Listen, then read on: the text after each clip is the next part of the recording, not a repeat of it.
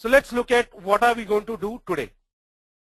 We'll look at what is big data. We'll understand what are the limitations of the existing solutions. Why do we need something like Hadoop? Okay, we'll also understand how does Hadoop solve the problem. We'll be introducing you to Hadoop. We'll look at the various components of the Hadoop ecosystem. We'll also look at the core components of Hadoop, which is HDFS and MapReduce. We'll go into details of HDFS architecture. We will also understand how does the MapReduce job execution work. We'll understand terms like rack awareness. We'll also understand how does a file read and write happen in Hadoop. And then we'll also take a sneak peek on the Hadoop 2.0 architecture. Okay. As I said earlier as well, that most of the production sites still use Hadoop 1.0, but we have introduced Hadoop 2.0 now. We want to be, there's some stable release of Hadoop 2.0 have arrived. So you will be well acquainted with how Hadoop 2.0 works. Now I'll take a few questions right now. So if you have any questions, just put it on the chat window. Before I get started, I can take questions on generic things. Okay. Okay. So if you were planning to come in the first class, yes, this is the right class. So we've just started the class. Okay. So don't worry if you've not missed much. Okay. So Venkat is asking, is Java mandatory for MapReduce? Well, yes, not mandatory. I mean, you can do MapReduce programming in Python, Perl, Ruby as well, but most commonly Java is used there. Okay, so you can, and there are sessions, Java sessions available in the LMS. So in case you do not have Java knowledge prior to this, you can go through them. You don't need J2E or advanced Java. If you understand course Java, that's good. That's good enough, Prashant. Okay, so there's another question. So we will be doing all our work on Hadoop 2.0. We will be doing things on Hadoop 1.0 as well as in 2.0, both. Because see, the fact is that most of the places where you go, you will be using 1.0 only. But we've introduced 2.0. Okay. Okay. For the practicals, we'll help you set up just after this class. There is a session which you will have to undertake. You will be setting up the VM on your system itself. So you can definitely play around Venkat Subramaniam, or you will have an environment to do that. Okay, so for Hadoop we will be using Ubuntu, but you can set it up on either Mac, you can set it up on Windows, okay, or you can set it up on Unix. Okay, so you need to know a little bit of Unix, Elvin. What you need to, there is a set of Unix commands which are available in the LMS. If you go through them, that should be good enough. You can connect to a remote session as well, but yes, the VM will run on the Mac OS as well. So don't worry, all the questions related to the VM I'll answer at the end when I'll be talking about it. So don't worry about that right now. There was a question that will I be able to clear the Hadoop developer exam using this course? Well, if you properly follow this course, I can assure you, you can clear any exam. Okay, you can clear any developer exam. As well, more than clearing the exam, you'll get a very good hands-on. You'll be able to work on a project directly if you follow this course properly. So Bhanu, don't worry about that. But make sure that you follow the course properly. Attend all the classes, do all the assignments properly. Wherever you need help, take the help from the support team. Okay. Okay. So same question there. How much Java is required? So see, you need to understand core Java. Okay, it is necessary to understand core Java to do programming. Okay, but there is a set of Java questions, Java lessons which are kept in the LMS. In the third class, we'll require Java. By that time, you have enough time to actually go through it. And if you need any help, the support team is able to help you out. Okay, I'll just pick up. Okay, Utpal is asking what is the major difference between Hadoop 1 and Hadoop 2. Utpal, very early to ask this question. I'll ask you this question after the end of this class. I'm sure you will be able to answer that. So I'll be covering that in this class. Okay. Now there is a question on how to test Hadoop architecture. Don't worry, you will get to know that as well, Satish. Okay, as we move ahead in the course. Okay, so right now, if you have any question on how the course will work, that is the question will be really useful if I can answer right now. All other technical questions, let me cover the topics and then I'll be very happy to take them. Okay. Pankaj is asking, will Edureka provide any certification for Hadoop developer? Yes. So based on this certification is not based on the multiple choice questions or anything like that. questions, this certification is based on your project work. So you do the project work, we'll review the project, and based on that we'll be certifying you. Okay. So let me go ahead and let me quickly show you the LMS and show you most of these questions will be answered there. So this is your learning management system. As you log in, this is where you reach. So first part talks about Java Essentials for Hadoop. So this is where you can get all the lessons. There are lessons here, there are assignments, there's PPT, code, and everything is available. Go through these parts. Okay. Then this is the Hadoop installation setup. I'll talk about it a little from now. So you have for everything on Mac or how to do it remotely, and everything is there. And this is where your class recordings will be available. So this class which we are taking right now will be available at this point after say 24 hours. Within 24 hours you'll be getting that. Okay. And this is where you will find an old batch class recording. So you can before coming to the class you can actually, if you want to go through, you can go through those classes as well. Okay. There'll be quizzes, there'll be assignments here. We'll also be putting a few more things here, like specific interview questions which you may encounter over a period of time. So we have collected them. This will be available in your each module. So for example, in HDFS module, you'll find the interview questions for HDFS. And this is work in progress, so it will be up as we go ahead in this course. Okay. Okay. So let me go ahead, and some of the questions I've intentionally not answered. You get answers to that as we move ahead. Okay. Okay, so what is big data? Now, I'm sure everyone has heard about big data. Everyone has done their own research on big data till now, and they know what is referred as big data. But let me also tell you what big data is according to me. Now, not very different than what you've thought. It's lots and lots of data. That's what it's called. That's why it's called big. Now, it is not in megabytes or gigabytes when the data reaches terabytes and petabytes. And if the data is really large and complex, in the sense that it is not not just structured data, a lot of unstructured and semi-structured data is called big data.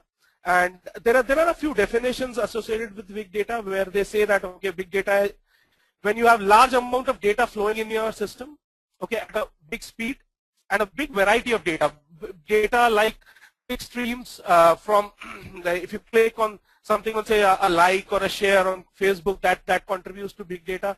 Large amount of videos, audios which are shared is big data. The amount of data which is the kind of data which is shared in, say, the customer data which you get, the kind of customer behavior data which you get in large organizations, that contributes to big data.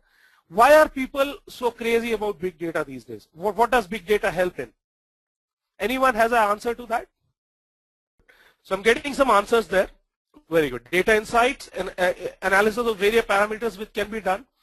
A lot of information can be extracted. Right. Hidden insights about the business. Very nice. Analytics. Right. So yes. So this is basically the motivation about. See, everyone had a lot of data. It's not that data has come today, but there was not many ways of analyzing that data. Okay. So with tools like Hadoop coming in, it has become much more easier to analyze that data.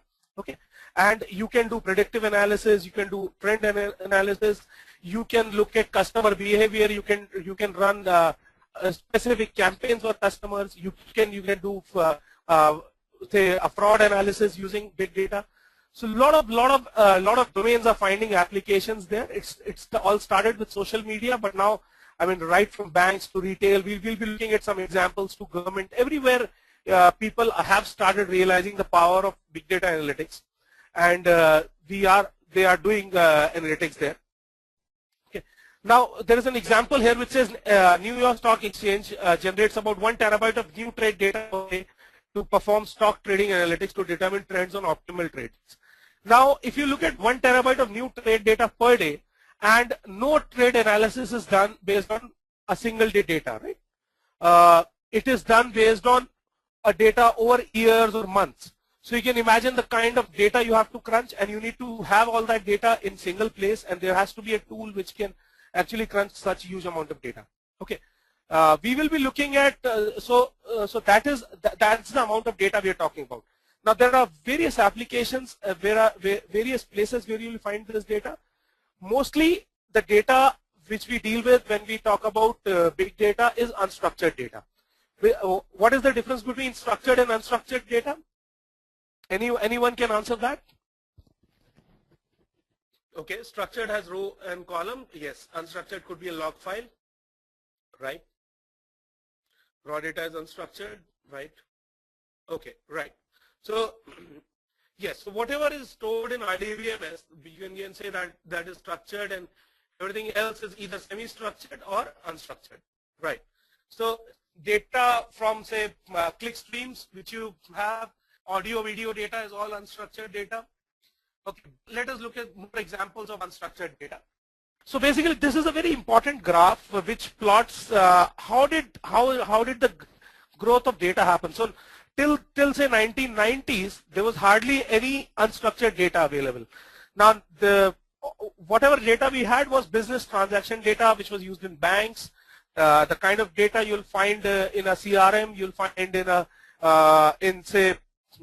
in a banking transaction. That was the kind of data which we were dealing with, completely structured in rows and columns and tables.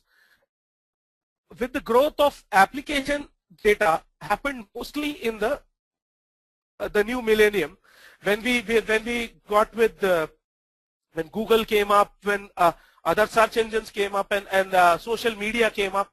A lot of people started analyzing that data. I mean, for social media, for example, sometimes they had no other way but to look at that data and generate a revenue model out of it.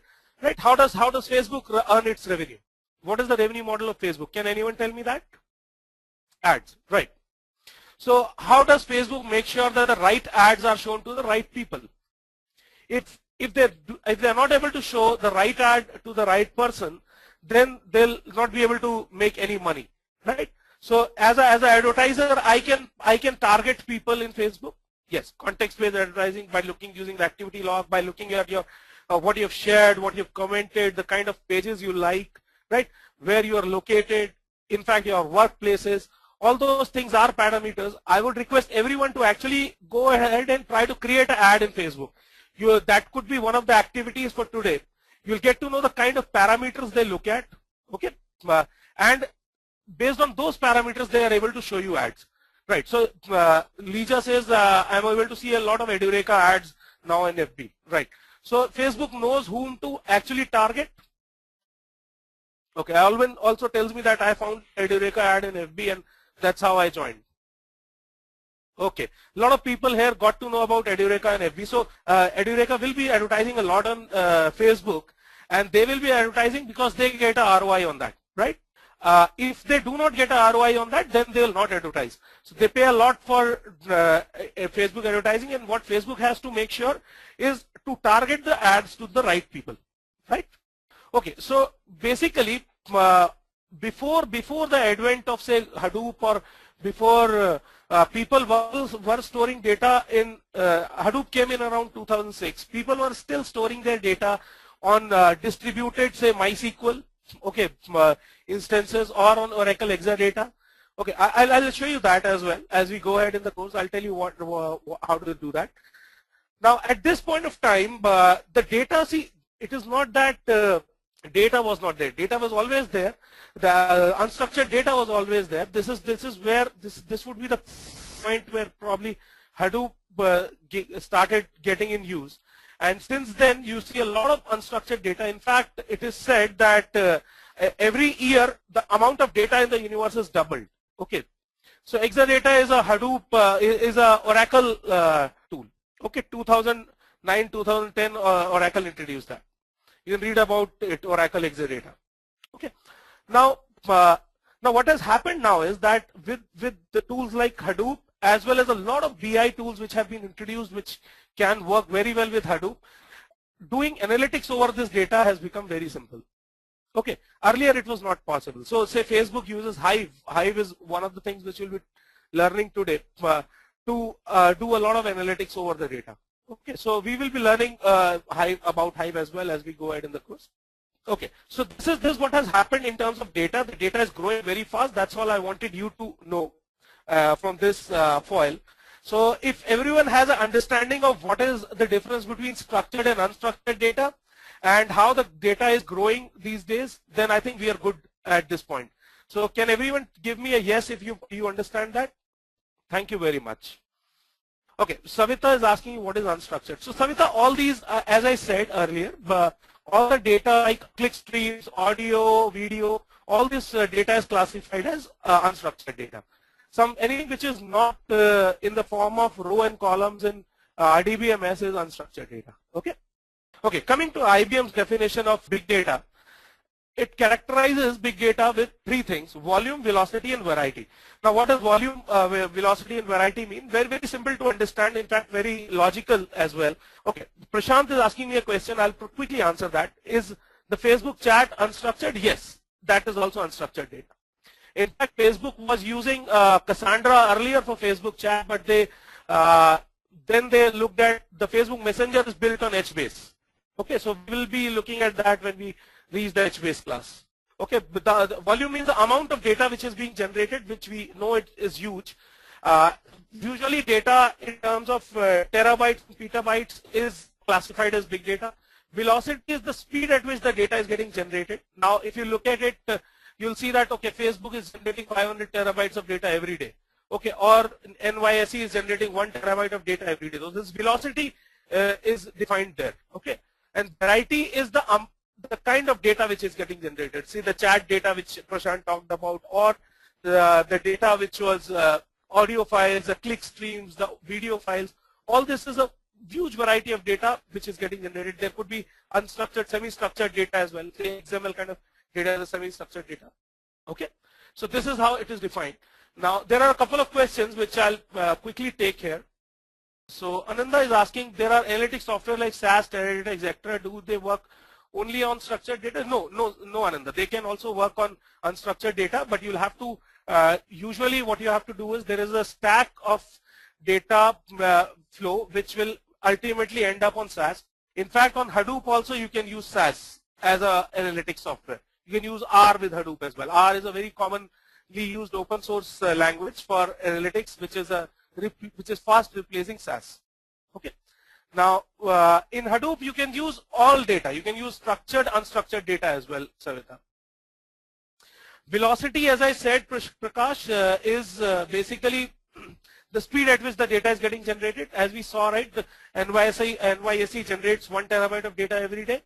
Facebook generates 500 terabytes of data every day. So that is the huge amount of data getting generated every day. Well, Ashutosh, this definition of big data is very vague. I mean, different people will look at it at different ways. So it's not that all three have to be there to classify it as big data. Jatinder has asked me this question. Aadhaar card data seems to be structured but very huge. Is it also a part of big data as it is structured? Well, in fact, Aadhaar uses Hadoop. It also uses MongoDB, and it is not just structured, it is unstructured data also. They take your retina view, they take the fingerprint, they take your photograph, all that is also stored. So approximately 5 MB data per candidate is there, okay, per person. So for people who are not from India, Aadhaar is like your social security system in US, and where the data of each citizen is being taken, and there'll be a card issued to every citizen. In fact, a lot of you will have the cards there. Okay, so that also uses Hadoop. Okay, so let me introduce you to Annie. I would have liked her to be a little younger, but nevertheless. So Annie has been introduced in this class. She will be asking you questions once in a while, so that you can think about what has been done till now. And once in a while, Annie will jump in and ask you questions, and you'll have to answer them on the chat window. Okay? So let's see what Annie has. Now, Annie has a question for all of you. Can you quickly do that? Can you map the following to corresponding data types, which means classify them as either unstructured, semi-structured, or structured? All of you. What is XML? Okay, good. So XML is semi-structured, that's right. Word docs, PDF files, text files. You can answer these questions here. Think about it. Email body of an email. Very good. And data from enterprise systems, ERP, CRM, etc. Okay, great. So I think most of you have got the right answers. Let's see if Annie agrees with you. Okay, so Annie says XML is semi-structured. Now what If you've not understood what semi-structured is, then semi-structured data is like XML files where there's no, it's not as structured as your row and column, but it is still has some structure like a XML file. Okay. Docs are completely unstructured, right? And data from enterprise systems. How many people got all the questions right? Okay, very good. So all of you got the questions right. I hope now if this question comes, everyone will be getting it all right, right? So everyone has understood the difference between structured, unstructured and semi-structured data. You've also understood what is big data. Okay, the kind of data which can be classified as big data. You've also understood the IBM's definition of big data till now. And you've also understood the rise of unstructured data in the last decade or so, right? Okay, XML, if you look at XML, right, there is no fixed definition. Okay, there will be so many columns, or there will be width of a column or the size of the column. So that is not there in case of XML, right? You can have as many columns, you can have as many, it has tags, right? But there's no restriction there. So that is why it is called semi-structured. As compared to say a Word doc or a email body or an audio video file which is completely unstructured, XML has some structure to it, right? You can extract some structure out of XML, so it is usually classified as semi-structured. Is that clear to everyone who did not understand that? Venkat, Lija, Savita, can I quickly get a yes from everyone? Good. Thank you. Okay. So let's move on. So till now you've understood a lot of things. Let's see what is next. Okay. So I will also suggest that, I mean, not everything, as I told you, right? You will have to do a lot of homework as well. There's some things here. You can go and read this blog, The Hype Behind Big Data. You'll get to know a few things here. Then why Hadoop also is a blog on Edureka blog itself. I suggest that you read this as well.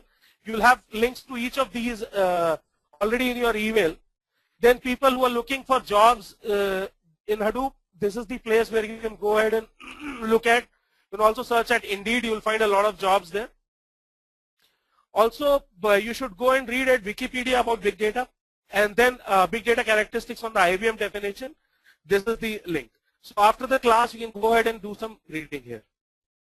Okay, so see, usually in a ERP or a CRM, right, usually you will have a structured data. I mean, it may have, say in case you're uploading a photograph of each of the places, that will also get unstructured data, but usually it will be, I mean, if you look at, you define how your tables in a CRM will look like, right?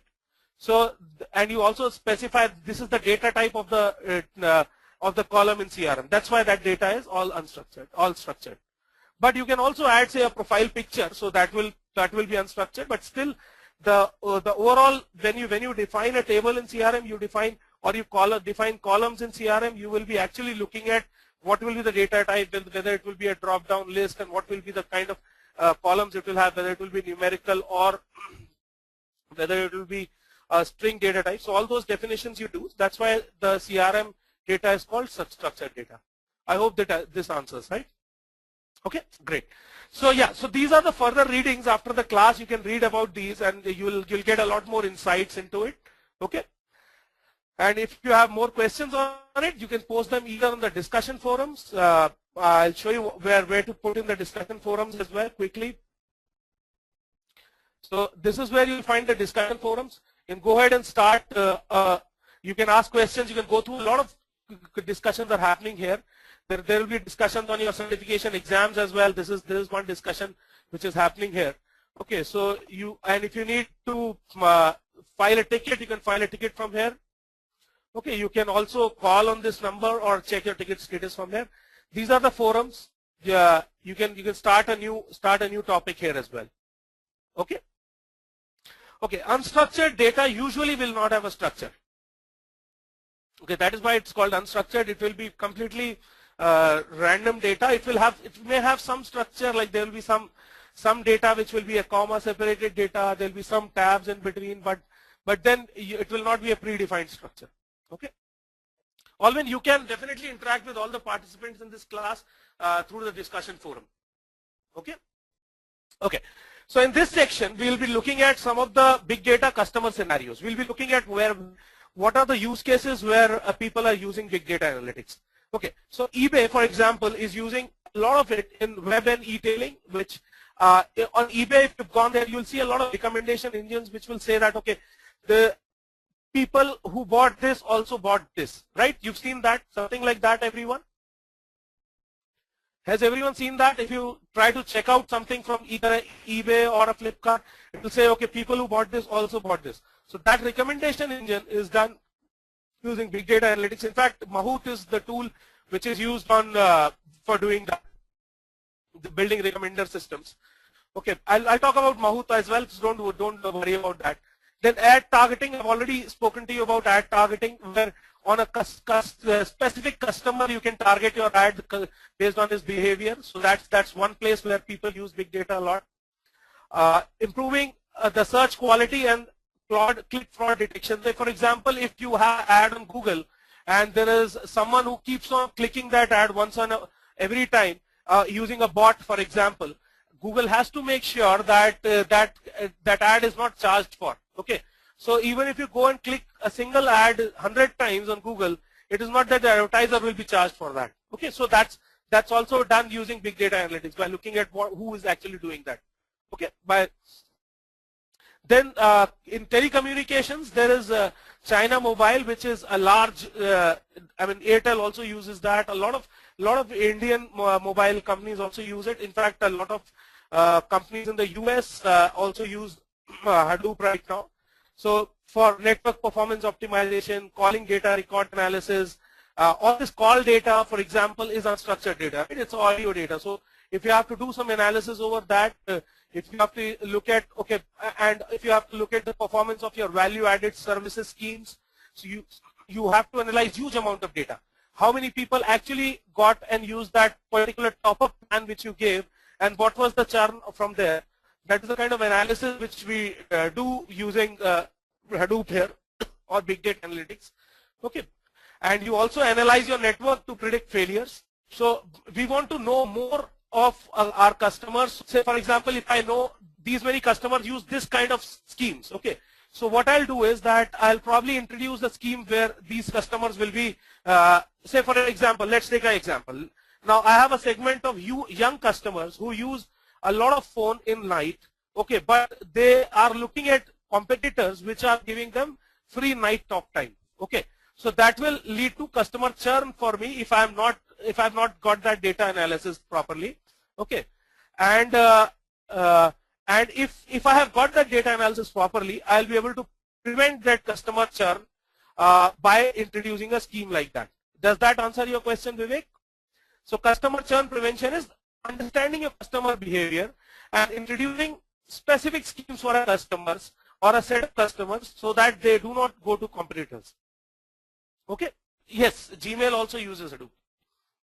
So everyone understood what is customer churn?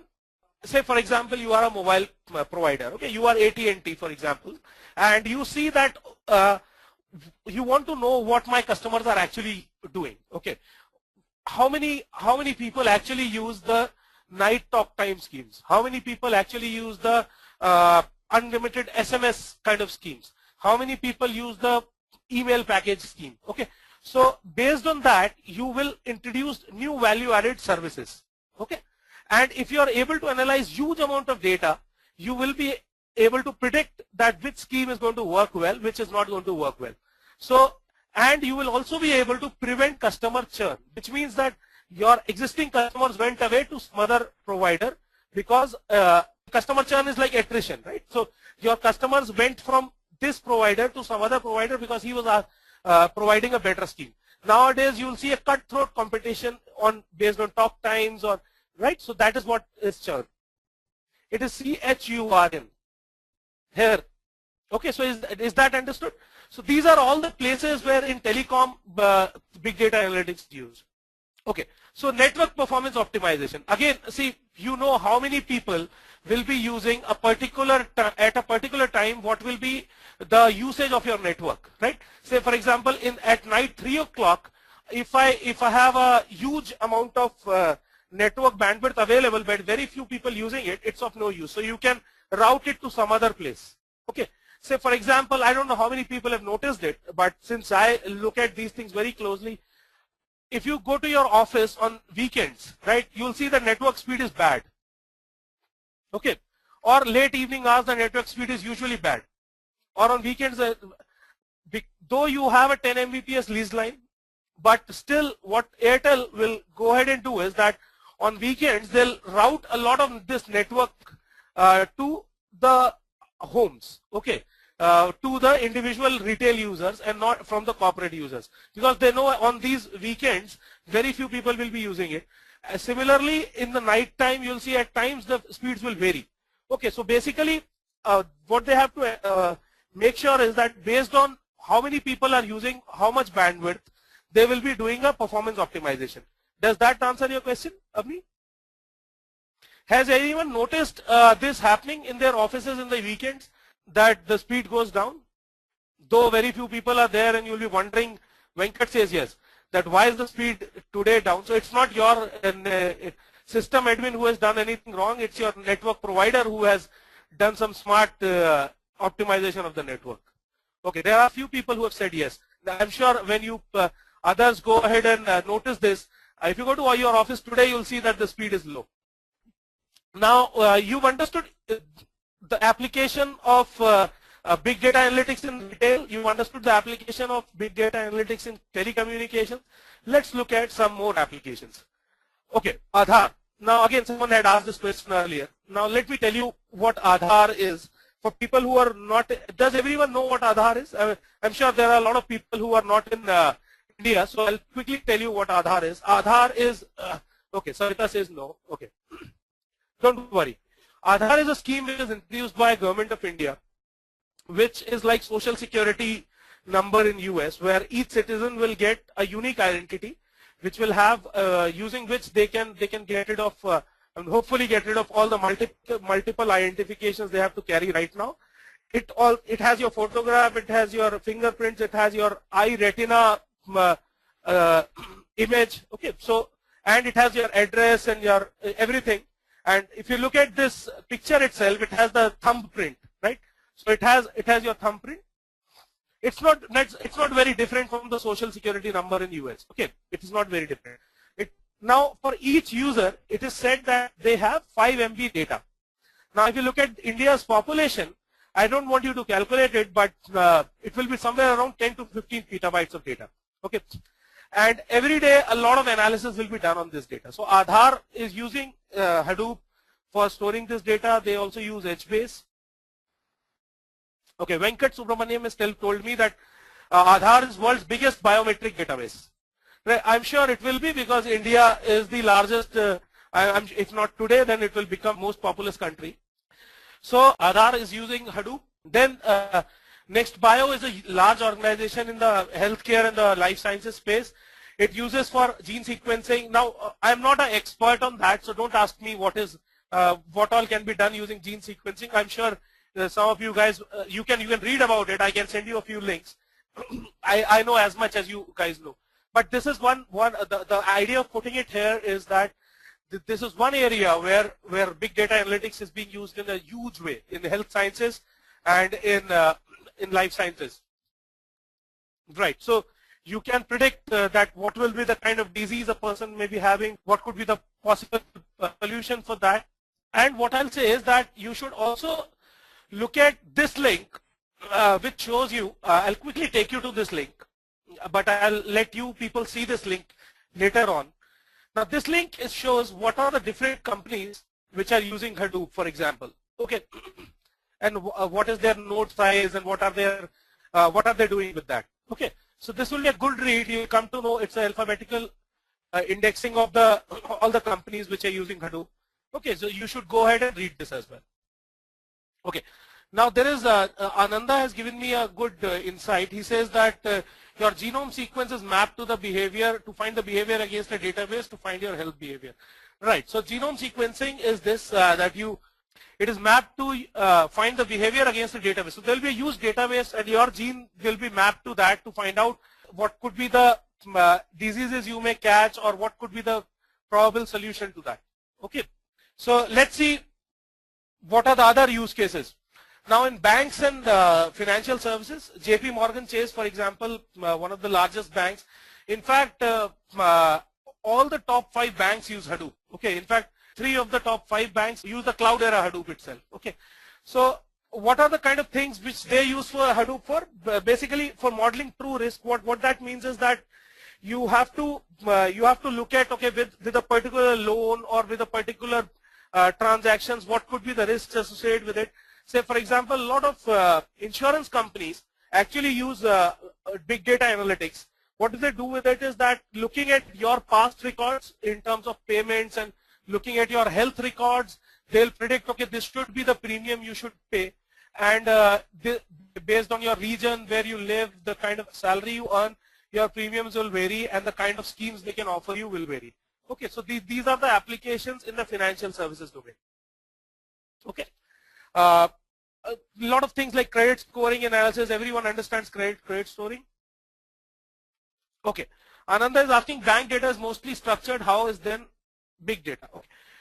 Not exactly, Ananda. I mean, bank data in terms of the transaction data is structured, but a lot of data about customer behavior is unstructured, right? Based on which you will be figuring out what has been his history. Okay, that will be completely unstructured. A lot of data about the region the customer lives in, the kind of, so this individual data may be structured, but then you look at, there's a huge volume of that data. Okay, so though some of the data will be structured, but the volume itself puts it in the big data space. Okay, now retail. Coming to retail, we will also be looking at Sears. Sears has a very interesting use case. I'll be going into some detail there. Now, point of sales transaction analysis, again, customer churn analysis or sentiment analysis. What does this mean? Okay, so when you go to a retail store, if you go to a retail store and if I know that you had visited me, say 3 months back, and you bought something from me, and at this point of time, I can give you an associated discount on a particular thing. I can say I am the person who's selling you, I am the cashier there. Okay, you came to me and I told you, hey, do you know you have a discount on black shoes because you bought say a black suit a few weeks back, and we have a running discount on black shoes, black leather shoes. If I knew this data about this particular customer, and if I know, okay, this customer is most likely to buy something like this if I give him a discount, or say, for example, a customer who is very high on electronics, whenever a new thing comes in, he comes and buys it, and today he has just come to buy something else. If I give him a discount on that, that's something which will really help me in selling more. So that kind of analysis a lot of retail stores do now. Has anyone seen that on, say, a Walmart or a Target or Sears anywhere, that you get a customized discount?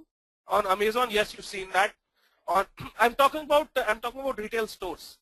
Initially, they used to offer something like this, that okay, on your birthday they'll offer you something, or on your birthday month they'll offer you a small discount, so that you will be prompted to buy more, right?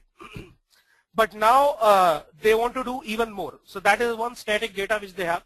They want to do based on the customer behavior. They want to offer you discounts. Or okay, Venkat says I've only seen in online, not in us too. Okay, but yeah, you'll see that in a lot of places. You may not have noticed that at times, but a lot of these point of sales transaction analysis is done, and in fact, some people use SAP HANA as well there. Good. So basically, in all applications, if you see this, the common thing in all domains is that you have huge amount of data. Okay, SAP HANA is a database. Yes, it's an in-memory database. Okay, Prakash. You can read through, there's a blog on SAP HANA on the Edureka blog, you can read through that. Coming back to what is common in all these scenarios is that there's a huge amount of data which is flowing in at a very fast rate, and each domain wants to know their customers well. They want to know their performances better so that they can optimize their resources. They want to understand, say, they want to understand the customer behavior, they want to understand their salesperson's behavior, and they want to give better service to their customers, as well as want to earn more money from the same customers, right? So by giving a better deal to those customers as well, right? So that is the thing which is common in all these scenarios, and hence the application of big data analytics is quite ubiquitous. Okay. Now there is a question. I'll take some questions now. Does big data contain only huge unstructured data? Is the huge structured data not a? Yes, so if the data is huge and it is at a very fast rate, it will be used for big data analytics as well. There was a question on, please explain credit scoring. Okay, so what is credit scoring? Now, if you are a customer of a credit card, right, or you are taking a loan, so they'll always ask you for your credit score, right? Okay, so what does that mean? Based on your past performance, right? How well you paid your loans or your credit cards, there is a credit score associated with each individual, and based on that, you will be offered a differential rates on the next loan which you take, or say for example a credit card which you take. So does that answer your question, Prem, on credit scoring?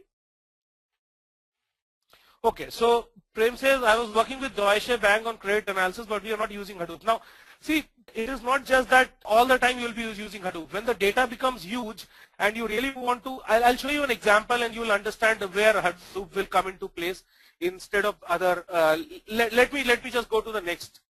Okay, so this is case study on Sears Holdings. Sears is a retail store, okay, a mid-sized retail store.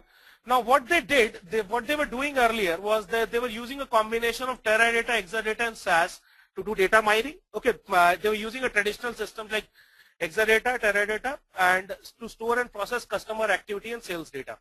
And they wanted to understand how do their customers behave. Okay, now they were not using Hadoop earlier. What did they want to do? What did they want to come up from there? The same thing which I showed you just now in the point of sales. Okay, they wanted to understand how are their customers buying, what are their buying patterns, when do the customers buy, what are the kind of things they are buying, what could be the associated things they can buy if a particular customer is buying something, so that they can offer them deals and discounts, as well as they can map their behavior properly. So earlier they were using system Teradata, Exadata combination along with SAS. Now there were some issues which they were facing because of which they shifted to Hadoop. Let's see what was the challenge there. So you can also read at this link why Sears is going all on Hadoop. So this is one link which you can find in this PPT. This PPT will be available in your LMS. So you'll be able to look at this link as well. Now what was the challenge? So basically this is the place where you collect the data. From the instrumentation, your point of sale instrument, you collect and you store the data on a grid. Okay, so it will be a huge data which will be stored. Initially, what happens is that 90% of their data was getting archived. So after a period of time, this data becomes too huge to handle in this storage grid, and they were archiving this data. The storage here is a grid of computers where you are storing your data. Okay, this is not Hadoop. Usually, your storage area network kind of thing. And what you will be doing on this will be that after some time you will be archiving some data. Okay, at any point of time, the active data which is available for processing is around 10% of the data, and 90% of the data is archived. Okay, so you have limited availability of data to analyze. Say for example, a customer came 3 months back, you will not be able to look at that data. Archiving refers to putting that some data from an active level 1 storage to a level 2 storage like a tape, or to a level 2 storage, which is not actively used for analysis. Okay, so you in your offices you would have seen that there will be a tier 1 storage, there will be a tier 2 storage, then there will be everything will be stored on a tape going forward. And you look at the archive data only when there is a problem or something goes wrong, you pull that data back to do that. But then the challenge there is that if you cannot store such huge amount of data in an active tier 1 system, and that is why you could analyze only 10% of that data. Now, if you analyze only 10% of that data, because the challenge here was that if you move it to a ETL compute grid, you will not be able to do that because of the limitations there. Now this data goes into RDBMS, then you run your BI and interactive apps, basically to get an insight on the customer behavior. Okay, so let me repeat this once again. What is happening here? Here is your instrumentation and data collection.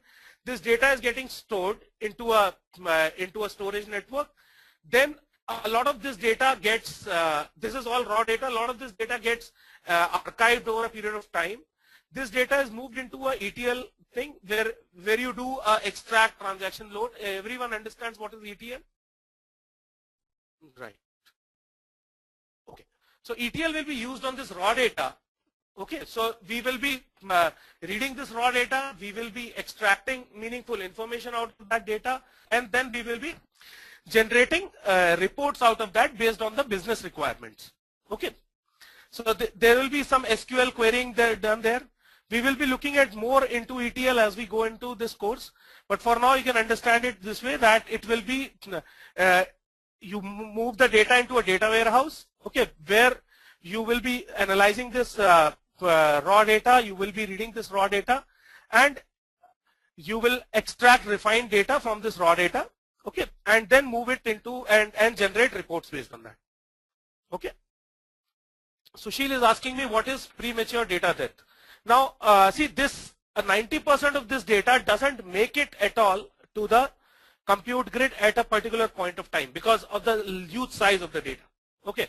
So the challenge here is that only 10% of the data is available at any point of time to generate interactive reports which can give you insights into the customer behavior. Okay, so that's what Sears was also saying. And what they did was something like this. So they removed this complete ETL and the storage grid with Hadoop. Okay, now this complete data is available at any point of time to do analytics. Okay, you don't have to archive any data. You can actually put all the data together and do all the analysis together. Okay. The challenge which companies face is not about storing that data.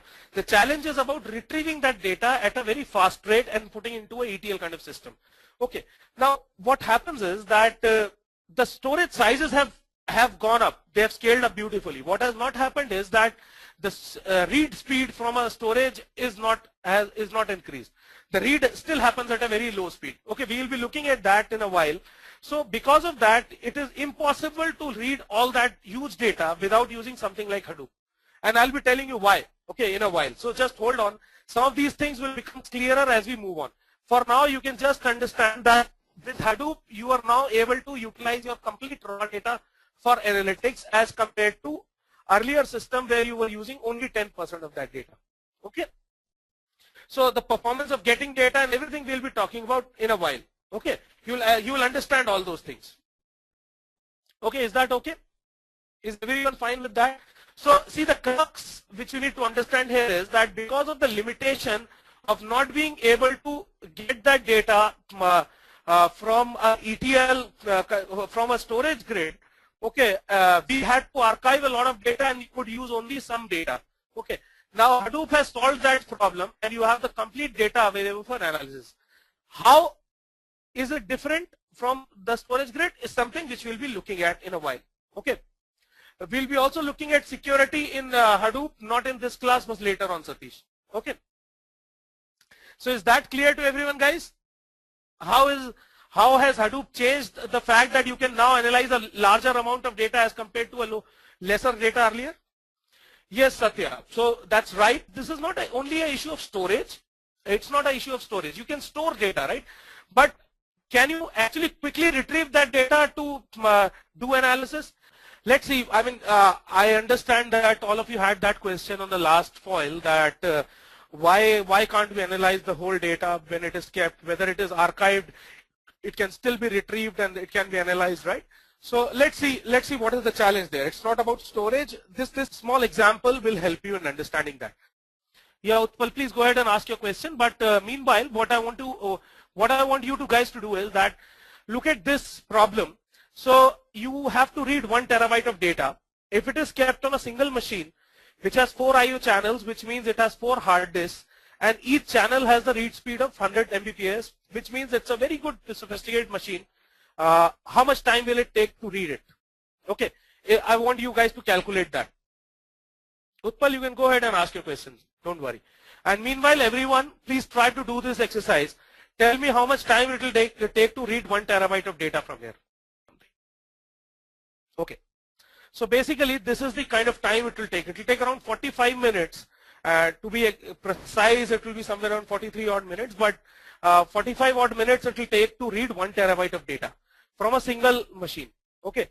So all of your storage networks when they are not distributed reads, will take this much time to read 1 terabyte of data. You can imagine if you had 500 terabytes of data which Facebook generates, how much time will it take to read that data?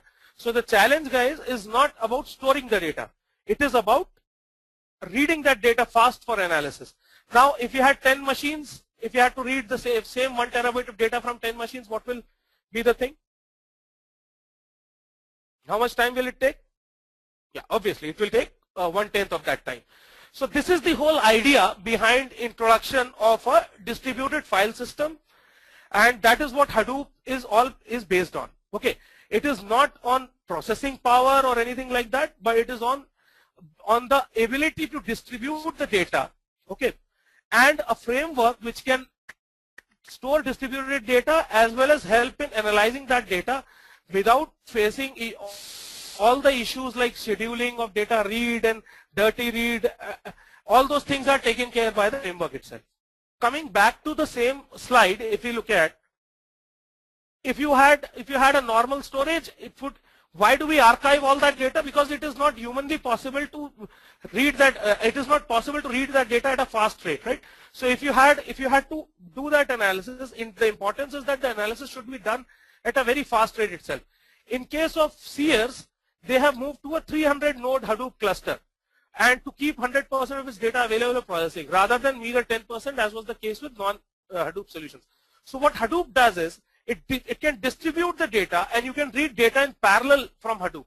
Okay, so if you have 300 node cluster, I'll tell you what does that actually mean. But in this case, you can read from 300 nodes in parallel as compared to one very fast storage area network kind of solution. Okay. Does that help in understanding this? Now is this much more clearer? But for now, have you understood how does Hadoop help in this particular case by making, how can we analyze all the data together?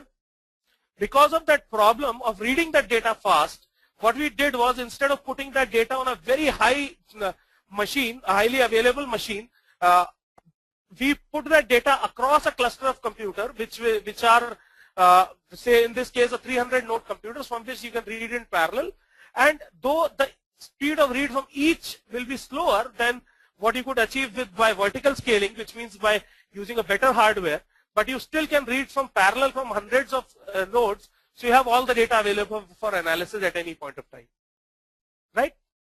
Is that guys? Yes, data from point of sale, right? So does that answer all the doubts which we had at that point of time earlier when we were on this slide? Okay. So can I assume that it requires more investment on more nodes to process? Well, very good question. Now the fact is, with Hadoop, it becomes very cheap. One, Hadoop is open source. You don't have to pay for the licenses. Number two, these nodes are not really high-end machines, as we'll see as we move ahead.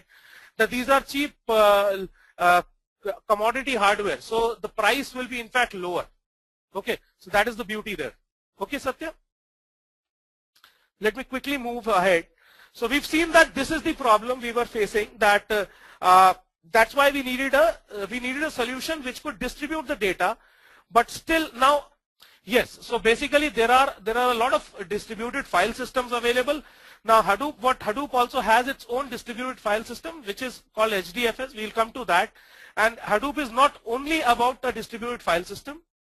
Okay, how to arrive at the value of your 45 minutes and 4.5 minutes. So 1 terabyte of data divided by 100 MB per second divided by 4 will give you this number. Okay, Satish? Okay. So Ananda, Hadoop is not only about a distributed file system. I'll just give me some time. You will get to understand that as well. Keep that question in your mind. By the end of this class, you'll understand that. Okay. So till now we are clear, guys. What we have learned till now is that there are various applications of big data analytics. We understood, and you can keep giving me a yes if you agree with what you've understood, whatever I've told you till now. So I'll Prem, to your question, Hive is the ETL tool in Hadoop itself for doing the ETL. Okay, for data, it is the data warehousing tool in Hadoop. So you don't need to integrate with some other tool. It will take care. Let me quickly go through what has been covered till now. Okay, so those questions, as and when we cover that, I'll be answering that question. So we've understood the application of big data analytics at various places. Okay, and we've also understood how did Sears move away from Exadata, Oracle, Teradata, and a ETL-based solution to a Hadoop-based solution, so that they could get so much availability of the data to analyze.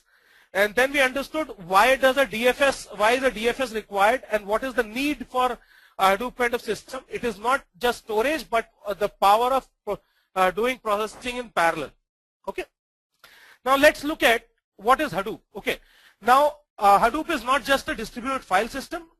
Hadoop is a framework that allows for distributed processing of large data sets, as we've just seen, across clusters of commodity computers using a simple programming model. Now, though I'm not a big fan of definitions, but this one is a good definition. So Hadoop is a framework. Now there was a question that there are many other distributed file systems available. Google has one, the Red Hat ones has one. Hadoop also has a distributed file system. So Hadoop is not just that distributed file system. It is a complete framework which allows you to do processing over large data sets across clusters of commodity computers using a simple programming model. And this simple programming model is called MapReduce. And we will be looking at that as well as we go ahead. So in Hadoop, you can scale up to any number of nodes in a cluster. What Hadoop does is that it gives you the power to distribute your data across a cluster of commodity computers, and these could be as big as 10,000 nodes, okay, where your data is stored and it can be retrieved in parallel. It can be a lot of parallel processing can be done, distributed processing can be done using a programming model called MapReduce. Okay, and we will be going into details of each of these things as we go ahead. Okay, and it is an open source data management with scale out storage and distributed processing. So it's an open source data management tool. Now the key features of Hadoop, we will also come to know about them as we go ahead in the course, but for now it is economical. Economical, why? Because one, there's no license cost associated with it. Even if you're buying a Hadoop from Cloudera or a Hortonworks or say MapR, which are different distributions of Hadoop, you still have to pay only for support. The distribution is free of cost. Okay, so it's more like Red Hat Linux and not like Microsoft Windows. Okay, so it's economical there. Reliable, the system has been built in such a way that when there are failures, you still have data availability. Okay, and we will be looking at that. There's something called data replication, node replication. I'll be teaching you that. I'll be talking about that today in the class itself, so that you come to know that how does the system remain reliable as well. Okay, flexible in the sense that you are not constrained by the number of nodes. You can keep on adding nodes on runtime. How do you add nodes? What is the effect of adding nodes on the admin module is something we'll come to know. But for now, you can understand that you can really delete and add nodes without putting the system down. Okay. Scalable, it is largely scalable. There's no limit on the number of nodes you can add, and basically your solutions like Teradata and Exadata cannot work for if the data becomes large than say 10 terabyte. Okay, so that is where Hadoop comes into play. Hadoop can process really large data sets, maybe in the order of petabytes as well. Okay, and there is no limit to the scale as such. I mean, theoretically, there is no limit to the scale. Okay, so Annie is back and she wants to ask a question. Hadoop is a framework that allows distributed processing of.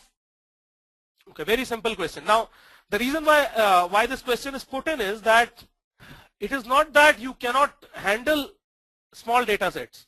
Okay, you can handle small data sets as well, but there is an overhead associated with each data distribution which happens, right? So now if you have small data sets, you will not be able to get a huge advantage by using Hadoop. You can still handle small data sets as well, but usually you will not use small data sets. Otherwise the overhead associated with Hadoop will be huge as compared to the overhead associated with Hadoop when we are processing a large data set. Okay, so Hadoop is not insufficient for small data, it can handle it. Okay, but just that you cannot unleash the power of Hadoop on a small data set. Is that clear to everyone, guys?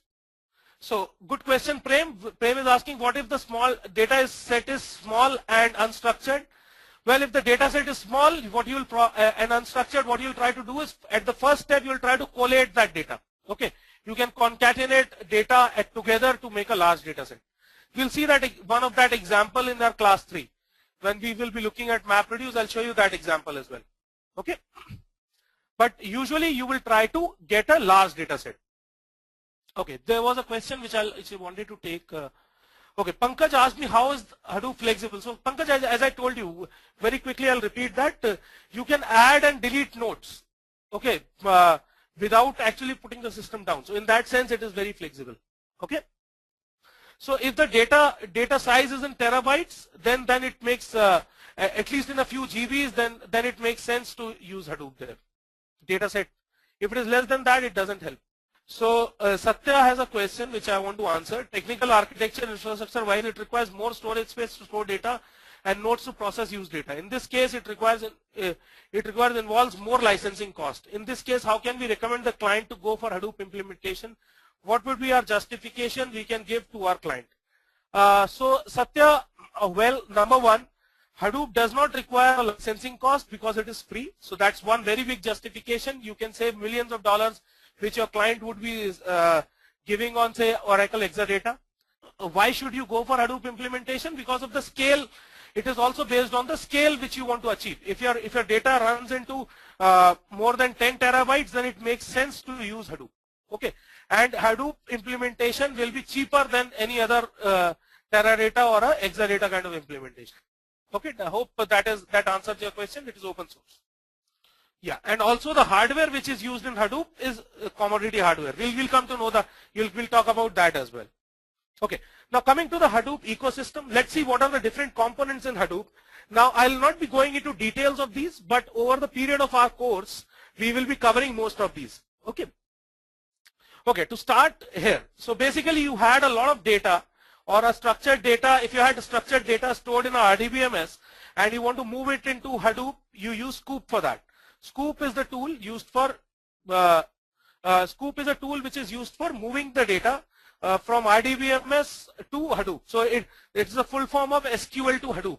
Okay, it's the abbreviation of SQL to Hadoop. Okay, so this is where we'll be using Scoop. We'll be covering Scoop in the course in the class 2 itself. We'll be talking about data loading techniques. Flume is used to import unstructured or semi-structured data into Hadoop.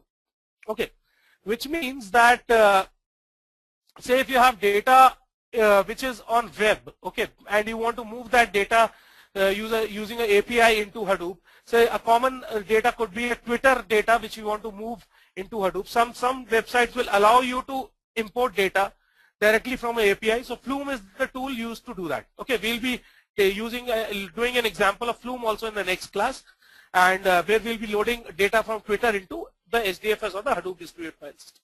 Okay, okay. Next, so this is the data which you load from the real world into Hadoop distributed file system. The next thing, the very important thing which comes into this framework is called the MapReduce framework. MapReduce framework is the and don't worry if you do not understand this completely. Okay. So about the security in Hadoop, we'll be talking about that as well, Omkar, going forward. Okay. So just hold on. I mean, not all answers can be given at this point. At this point of time, just try to understand, just get familiar with these names. Okay. Hive is the data warehousing system in Hadoop. We'll be covering that as well in one of the classes going forward. This Hive was developed by Facebook. Pig is another data analysis tool in Hadoop framework which was developed by Yahoo. We'll be covering that as well. Now, then Mahout is the machine learning framework. It is used for doing all those analysis like recommender systems, clustering analysis. All those things are used in Mahout. It is the machine learning component. Now, a lot of applications use machine learning as well these days, especially the e-commerce and your social media. They use a lot of machine learning. In fact, Mahout is being commonly used in almost all the domains these days. So this could be another thing which will be interesting, but we will not be covering in this course. It is not a part of this course. The Oozie will be covering in this course. This is the workflow management tool which is used to run jobs in parallel on Hadoop. Okay, Scoop and Flume are tools, and you need to just know the names right now. Okay, going forward in the next class, you will understand how to use Scoop and Flume also. Okay, for now, just get familiar with these names that is used to move data into HDFS. Okay.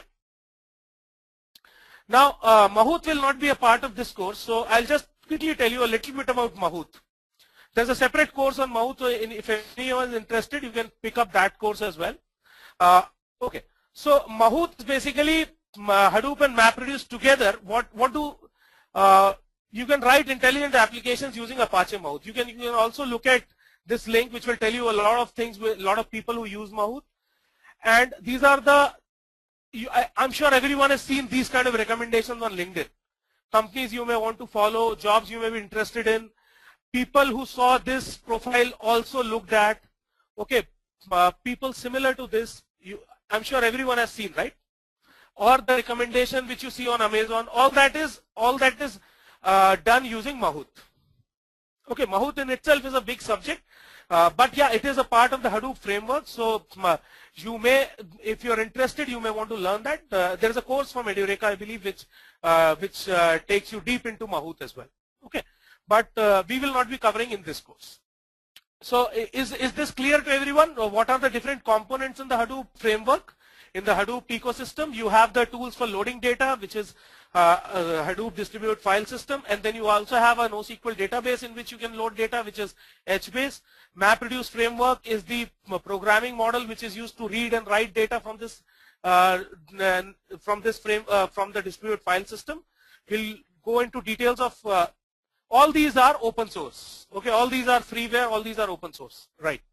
Okay, then Hive is the data warehousing tool, Pig is the data analysis tool, Mahout is machine learning, Apache Uzi is the workflow management tool. We will be looking at each of these tools and their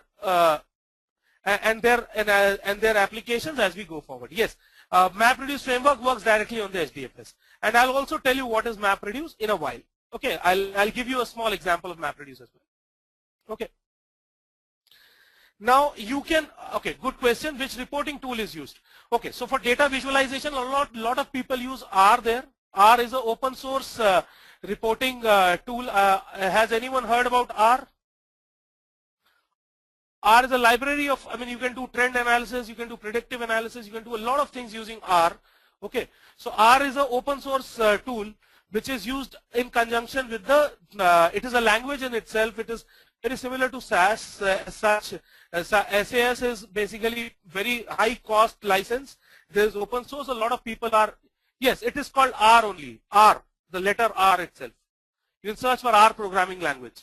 It is used in all the domains. It is used in financial domain as well, and there is a course on R as well in Edureka. You may want to look at those details as well. So it is used for, yes, so you can use it for risk analysis. You can use for predictive analysis. With all this data which you have in the Hadoop ecosystem, you can use R to generate meaningful analysis out of that. Okay. Okay. So let's move ahead. Let's look at the core components of Hadoop. So Hadoop has two core components of Hadoop. There are two core components of Hadoop. Okay, one is your HDFS, which is the Hadoop distributed file system. The other one is your MapReduce, which is used for processing. Now, as we've seen, Hadoop distributed file system is nothing but a set of clusters or a cluster of machines which are combined together where the data is stored. Okay. Now, there is in this there are two things here. One is called a name node. The other one is called a data node. The name node is called the admin node, and the data node is your regular data node where the data is stored. Okay. So we will talk about more detail into name node and data node. For now, you can understand a cluster or a Hadoop distributed file system consists of two types of nodes. There is one name node and there are multiple data nodes. Data nodes is the actual node where the storage happens. Okay. And if you look at that powered by link which I pointed you earlier, you will see the kind of cluster people have built, the kind of data, what is the configuration of that machine which can be used for data nodes, the configuration of machine which can be used for name nodes. Okay. Now the data is put across data nodes. Okay. Now they are natively redundant, which means that the redundancy is built in. The redundancy is built in the sense that all the data which is present on one node is replicated on other nodes as well to avoid failures. Now, since we use commodity hardware here, we assume that the data is going to be that the data node is going to fail. Okay, so with that assumption in mind, the way the framework works is that it doesn't store data at a single location. It stores the data at multiple locations. And how is all that managed is something we'll be learning in a while. Okay, in today's class going forward, we'll be learning that. Okay, for now you can understand that HDFS is a Hadoop distributed file system. The data will be stored at multiple places, but what will happen is that on that this data will be stored at multiple locations, but it will be governed by a single admin node which is called name node, but you can read the data in parallel from multiple nodes. Okay. MapReduce is a programming model. What MapReduce does is that to analyze your data, okay, you can run your program instead of moving your program into. Okay, let me take an example before I make you understand what is MapReduce. Let me just quickly open. Okay, just bear with me with my bad handwriting, but let's take a pen and okay. So basically, assume you have elections happening in multiple locations. Okay, so these are all multiple booths. Let's take an example of a election campaign. Okay, these are all multiple booths. Is everyone able to see this? Yes, yes, Ananda. HDFS has complete file system structure. We'll be looking at that as well. We'll go into the details there. Just hold on for some time. Let's try to understand how does MapReduce work. Now these are multiple locations where people you went and voted. Okay, people in Delhi, Chhattisgarh, in India especially the elections are going on, and the similar is the case everywhere wherever elections happen. There are multiple booths where people go and vote. Okay, so say I went and voted here. My vote is registered in this location. My friend's vote is registered in this location. Okay, there are multiple parties which are contesting these elections. Okay, now one way of calculating who won is to take all these votes from here and move them across to a central location. Okay, and do the counting at this location. Okay, and declare a winner. Okay, so this is one way of doing things, right? And this is how traditional systems work, right? Everyone agrees with that. So you have so many people who have voted here. There's so many people who have voted at this booth. Take all these votes. Now assume that you did not have EVMs. You had votes. So you will carry them across and you will do the counting at a central location. Okay, right? What are the challenges here? Now these could be lakhs of booths across the country if it is a general election. The challenge is moving this data across from this place to this place. The cost of moving data is much more than the cost of doing the calculation. Right? Processing cost is lesser than the cost of moving data. Does everyone agree with that? Moving data is difficult and time taking. That's right. Very good, Maruti. Right. So what could be the alternate solution? Okay. The alternate solution could be that on these booths,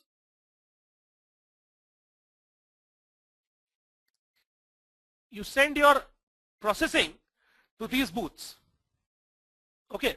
So I voted here. You calculated at this point itself that party A got these many votes. Okay. Party B got these many votes. Similarly at all these locations. Okay. Count at the booth itself. Very good. So then, but can you declare a winner at this place? Yes. You cannot declare a winner at this place because it will be dependent upon all these locations, and together you will be able to tell whether if the party wins here, it doesn't mean the party A will win at every place, right? You need to consolidate.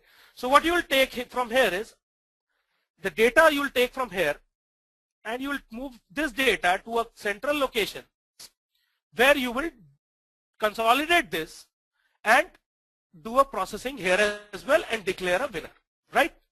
Does everyone agree with this approach? Okay. So this is what map reduce is. Okay, A is a party, nothing more, Prakash. A is a party, A and B are two parties. So let me talk once again about this. So initial method was that you have all the booths, you take all the votes and move them to a central location and do the processing there, right? That was the traditional approach we looked at just a while back. In that approach, the challenge was that moving data, the cost of moving data is very, very high, okay?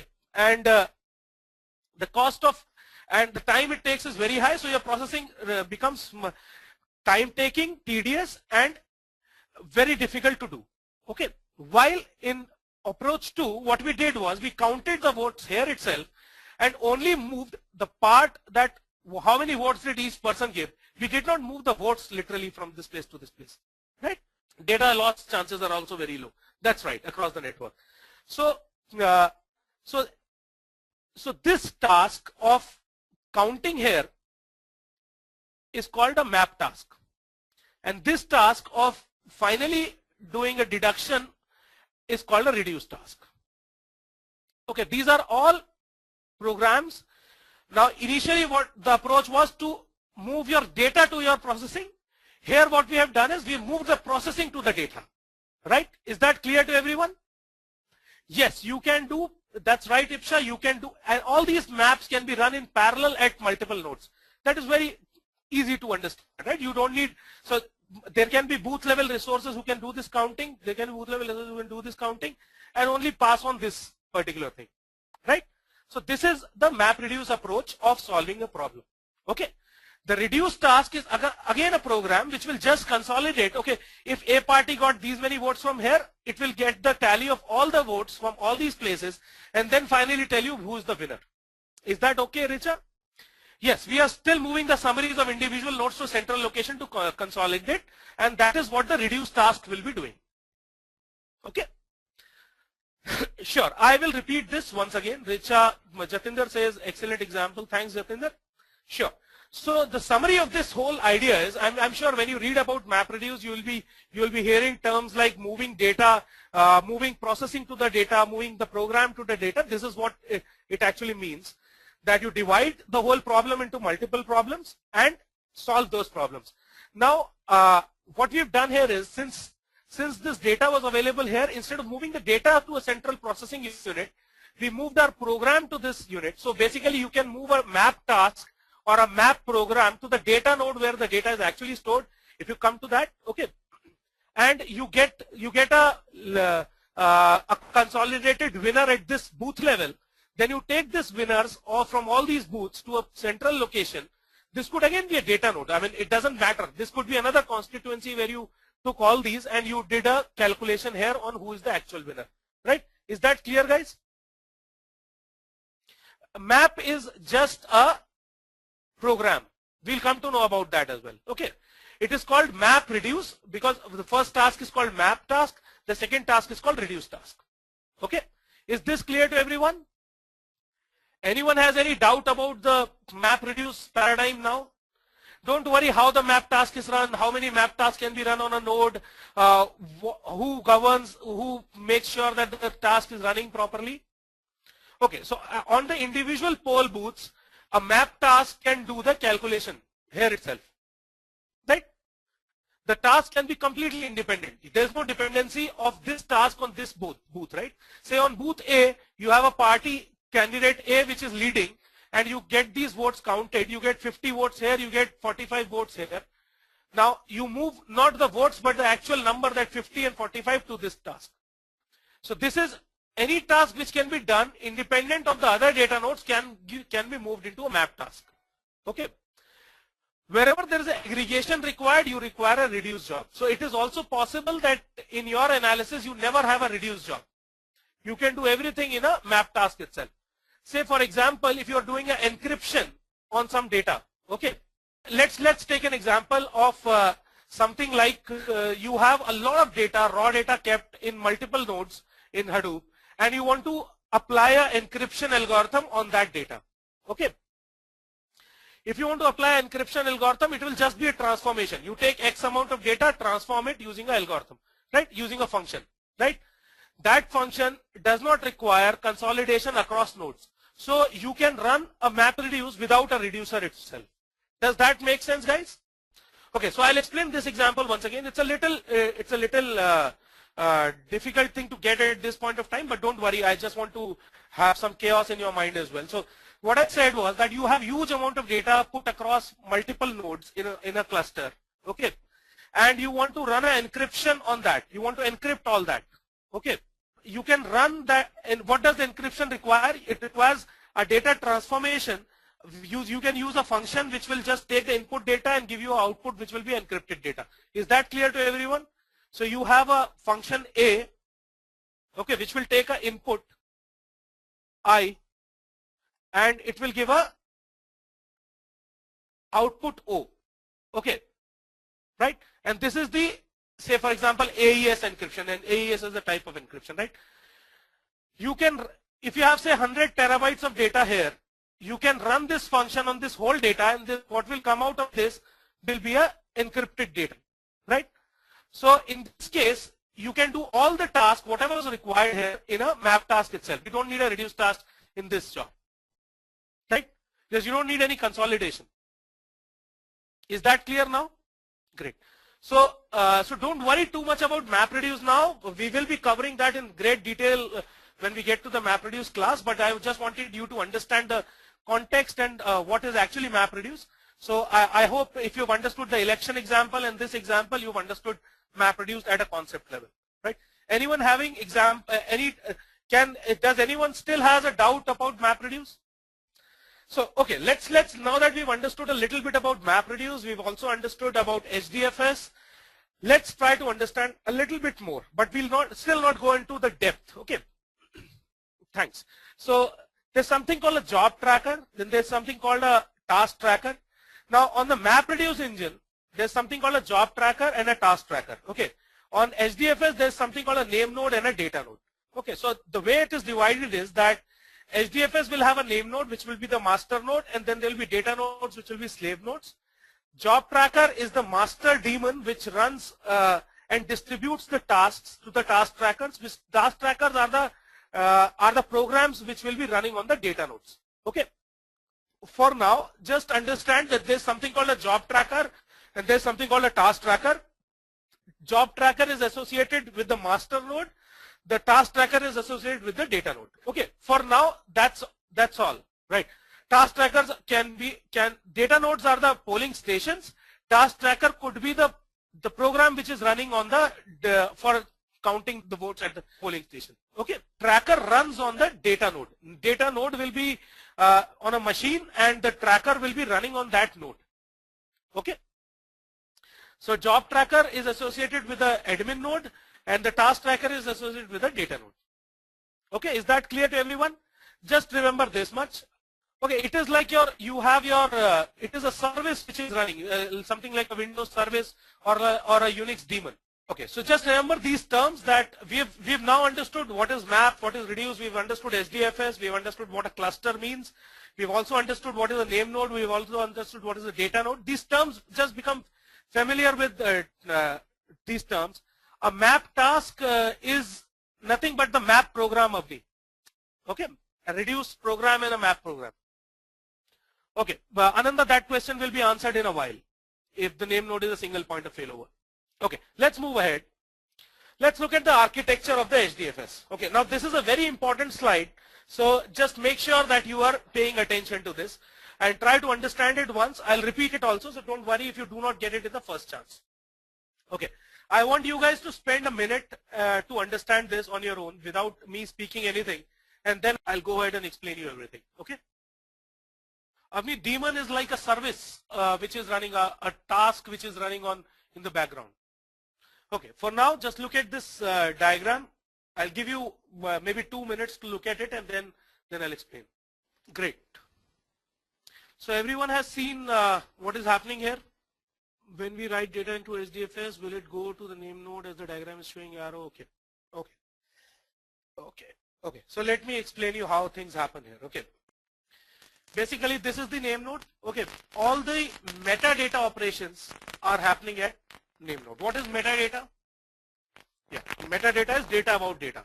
say things like where is this data stored, which blocks will have this data, okay, things like that, okay, address to the data, that's right. File name, location, etc. are all about metadata. So all the metadata operations happen on the name node. So name node stores the metadata only. It doesn't store the actual data anytime. Okay. So there is a client. We will come to know what is a client as well. So there is a client which will be interacting with the name node for the metadata operations. Okay. Once it gets that, I'll be talking in detail about how the read and write happens. For now, you can assume that the client will interact with the name node for the metadata operations. Okay, and then the client will either read or write. So this client and this client are same. It is just for representation purposes that we put it at two places. This is the same client. Great. So yeah, coming back to that, what is a rack? Rack is a collection of machines where, I mean, it's a physical collection of all these data nodes. There could be 20, 40 machines in a rack, and that is where these data nodes are stored. Okay, so these are all data nodes. Now these can be, the rack 1 and rack 2 can be geographically separated out. One can be in US, the other can be in Australia, it can be in India, wherever. Okay. Sure. Okay. Let me just start from the beginning. Okay.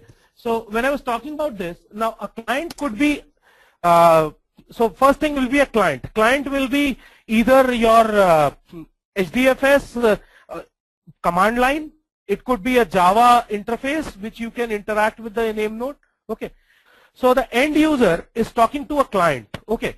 End user will always be interacting with a client. So a client could be, say, a interface built over Hadoop, which you can, we will be looking at a few clients going forward. So it could be the command line interface where you can run commands on HDFS. Okay, it could be a Java-based interface on which you are using which you are interacting with the Hadoop cluster.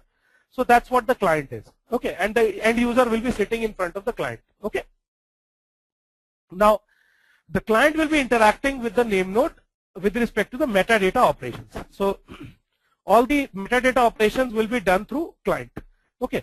So what does that mean? That means that if I have to find out what all data nodes are free, where can I write, or from where can I read a particular block, I'll be talking to the name node. Okay, name node will give me that information, and then I'll go ahead and read that data from the either the data node or write that data into that. So this client and this client are same. This is just for representation purpose that we put it here. Okay, fine. So and I'll be also going into the details of how a read and write happens. For now, you can understand from this architecture that there's a name node. There will be multiple racks on which the data nodes will be there. There will be multiple blocks on which, on a particular data node, the data will be divided into multiple blocks. Okay, and there will be a specific block size of this data. Okay, and if you have to read or write a data, you will first talk to the name node, find out the availability of that data if you want to read it, or find out the availability of space if you want to write it. And then name node will tell you, okay, this is where you can go ahead and read it, or this is where you can go ahead and write it. Then the client will go ahead and read or write from that particular location. Okay, is that clear to everyone, guys? This much is clear? Okay, so a lot of questions coming in. I'll just pick up some of those. The client can bypass the name node to reach data node. Client does not reach a data node through a name node. Okay, client always reads the data from the data node directly. It just goes to the name node, checks out where is this particular data will be located, because the metadata is stored in the name node. So it goes into the name node, checks that, and then goes ahead and reads it. Okay. Now, why is the data divided into multiple blocks? Whenever you are storing a data in a file system, it will be divided into blocks only. Say, for example, if you write a data into Unix, a block size of say 8 KB will be there, right? So basically, whenever you have to read or write something, okay, the client will be telling the name node, okay, this is where I want to read and write. So first thing which will happen is that the name node will be having, we will look at the configuration file, so this will become much more clearer. But name node will be updated based on the acknowledgements which we get based on writes. Okay, and don't worry too much about it right now. Going forward, when we talk about how does the write happen, this will become clear. That how does the name node get updated. Utpal, is this fine? Okay. So Utpal, see, when a write happens, initially the name node will be knowing all my full cluster is free. Okay. Then whenever you keep on writing, there will be an ACK which will be given back to the name node, based on which it will maintain that, okay, now this is occupied, this is free. Okay. Yes, name node is also configurable. We will be looking at the configuration of the name node as well. Okay. Just give me 1 second. What is the use of rack? Rack is nothing but a physical location where you will have multiple data nodes sitting together, multiple computers together. Okay. Let me take. Okay. What if the name node failed? Is the data redundancy for name node? Omkar, just hold on this question. This will be answered in a while. We'll be talking about that.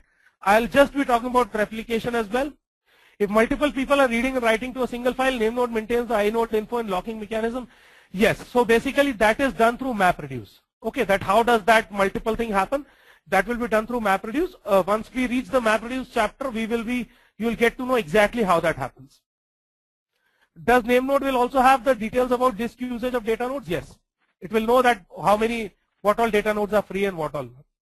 How many blocks of data is divided into? Data will be divided into blocks of either 64 MB or 128 MB depending upon the configuration.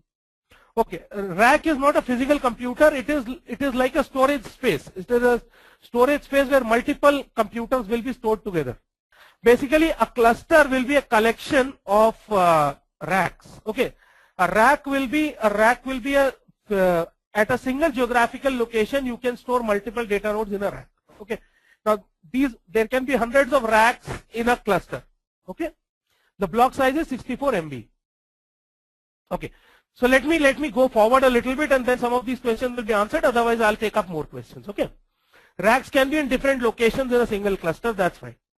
Okay, name node also does some block level operations here with the data node. Okay, these operations could be the availability of the data node. There could be availability of the how much is the size available on the data node, what is the whether the data node is available or not. Those are the kind of operations which the name node does on the data nodes directly. That is where the interaction happens. So this is what this is. Now, as I told you, right, these are commodity computers, so there is a good chance of them failing. Hence, a replication is built in the architecture itself. So each data block by default is replicated three times. So basically, this is if a data block is present here, it will be present here as well. Now, where is the data block replicated is something which we'll come to know in a while. But for now, you assume that each data is replicated thrice by default. It is configurable. You can either increase or decrease that as well. Yes, the client can read directly from the data node. It just needs to know where to read from, and that metadata is read from the name node by the client. Okay, this also will become a little clearer when we go to the read and write diagrams here. Okay.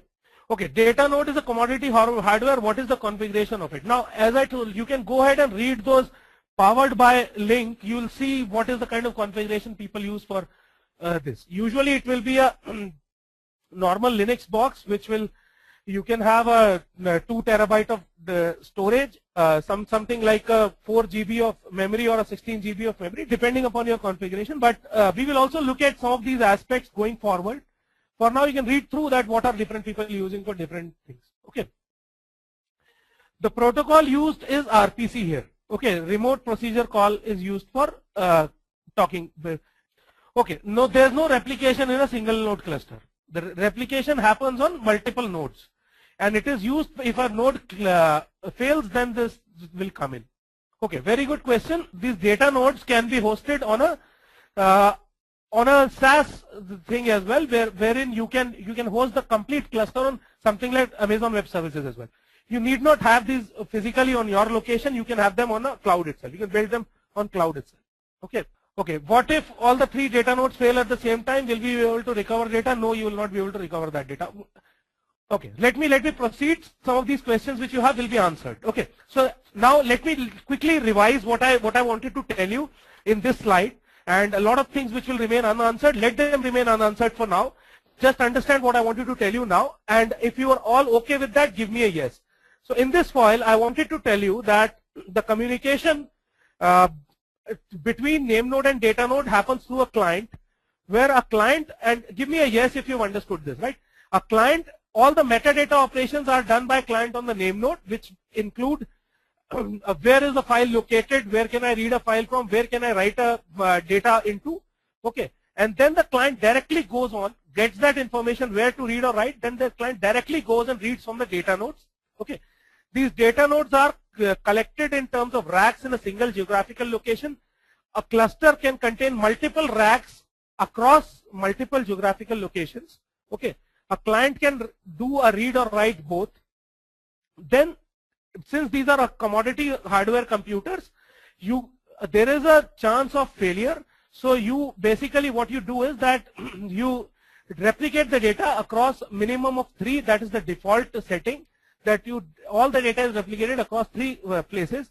Now, what are these 3 places? Whether it is in a rack or it is in the same rack or a different rack, all these things will come to know when we talk about rack awareness in this class. Okay. There's no replica limit. There's no limit on the replica, but but default limit is 3. Usually people will do 4 also, but more than that, it becomes too much of a overhead. Okay. And most of the things can be handled by a 3 limit itself. Okay. Now there is a question that the write operation in diagram is a bit confusing. It is not talking to a name node. Don't worry about that, Praneeth. I will be talking about the write operation once again, but just to clarify, in the write operation also, the client will go ahead and ask the name node where to write this data. Name node will tell it, this is the place you can write, and then it will go ahead and write. Okay, great. So if this architecture diagram is clear, you have gained a lot of knowledge today. As I said, the block level operations will be operations happening between name node and data nodes, which can be based on how much data is available on a data node. Is the data node really working properly or not? These are the kind of operations which will happen on between data node and name node. Okay, so let's move ahead from here. Okay, some of these things will become clear, guys. Just hold on for some more time. Let's look at the name node and a data node, and a lot of questions about failover and all will be answered here. So name node, as you can see here, is can you identify this car, guys? Everyone can identify this? Okay, a lot of people have been able to identify it is a Lamborghini. Okay, now a name node is like a Lamborghini. It is the master of the system. It maintains and manages the blocks which are present in the data node. Now this is a very, very high availability machine. This will be a this will be a machine which you will probably, it will cost you a lot of money, but the whole idea is that in Hadoop, this is a single point of failure. Now, just to be very correct, in Hadoop 1.0, it is a single point of failure. I'll talk about 2.0 as well, as I promised you in the beginning, but let's assume that since it's a single point of failure, this is a very, very expensive, high availability machine with multiple processors working in parallel there. Okay, and it is a single machine in a complete cluster. There is no multiple name nodes. There is just one name node in a machine. Okay. Okay. So typically, this could be a RAID machine as well. And if you want to know about the exact architecture, exact configuration of this, I'll send it to you in a note separately, Ashutosh. And for everyone else as well, we'll have something there, right? The typical configuration of a name node and a data node, I'll share that with you. Okay. Now, this will have, say, multiple power sources. You will do everything which you would probably do in a Lamborghini to make sure that it doesn't fail. Okay. Whatever, there's no replica for name node. Just hold on. There is something, but not really. For now, you can understand, and very shortly you'll understand what are the other things associated with it. So it will be a very, very high quality, high availability machine with multiple power center sources. It will be kept in a place where it should not fail. It will not. There will be multiple processors running. There will be a huge amount of RAM associated with it. Okay, so all that is happening here. All the data which is stored is never stored in a disk. Here, all the data will be available in the RAM itself in the name node. Okay, so the best in class machine which you can get, you will use for name node. The exact configuration, I can share that with you. Okay. Now, what is a data node? Now, as we said, right, commodity hardware, and as you can look at this analogy, these will be like these ambassador taxis, which could be, you don't worry about the reliability. You can just, these will be huge, cheap machines which can be commodity hardware. Okay. Okay. So Venkat says the data nodes ambassadors are much stronger than the name node. Okay. The Lamborghini.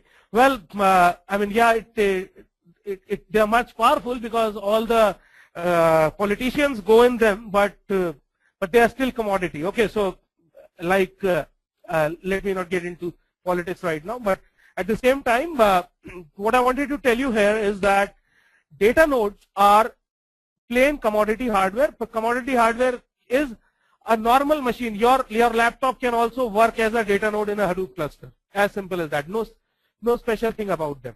Okay, and they are bound to fail. Okay, they are assumed to be failing. We don't maintain a high quality machine here. So that's where the cost of the overall Hadoop cluster is very economical. You can use commodity hardware here. Is that clear, guys? So these are deployed on each machine, and this is where you don't need a high-end CPU on these data nodes. Smartphone also work as a commodity device with respect to Hadoop. I'm not very sure about that, Anup, but yeah, I don't mind you using a smartphone as well as a data node. Okay, as long as you can connect it through a RPC kind of protocol. Okay, but yes, the hardware present in a real high-end smartphone is as good as data node hardware. Okay, yes, reliability. You don't worry too much about the reliability here. Okay, and these are the machines where the actual data is stored. Okay. Okay. Now let's look at what is stored in the name node metadata. Is that clear, guys? The earlier page is clear to everyone with respect to name node and data node. Can I quickly get a yes? Okay. Failover. I'll tell you failover in a while. Just try to understand what is it all about. Failover will be in the next coil itself. We'll be talking about failover. Very good. Now let's look at metadata. So one very important thing: entire metadata is stored in the main memory, which means in the RAM itself. Okay. There's no demand paging of FS metadata. So entire metadata stored in the main memory. Type of metadata is very simple. These could be list of files, list of blocks on each file, list of data nodes for each block, file attributes, etc. Okay, so overall directory structure is maintained here. A transaction log will contain the record file creation, deletion, etc. Okay. Demand paging means that in a OS, usually when you do not have some data available, you go to the disk and read that data. So in this case, what we do is the entire metadata is kept in the main memory all the time. Okay, that's what demand paging is. Is that clear, Alvin? We don't have such a scenario. There's no paging at all happening here. Great. Okay. Now, what happens in case the name node fails? And we are talking about Hadoop 1.0 itself right now. Okay. So in case the name node fails, in 1.0, Hadoop name node is a single point of failure. In case it fails, there is a fire or whatever happens, right? There's a low probability of it failing because it's very high availability machine. But if it still fails, what happens? There is something called a secondary name node. Now, a secondary name node, the name is a misnomer, by the way. What that means is the secondary name node will not take over in case of a failure. Okay. The secondary name node is just used as, it is not a hot standby, which means that if the name node fails, the system is going to go down. The secondary name node will not take over. Okay. What will happen is that, but at the same time, all the data which is there in the name node is getting checked in, or it is getting replicated on a disk using a secondary name node. Okay.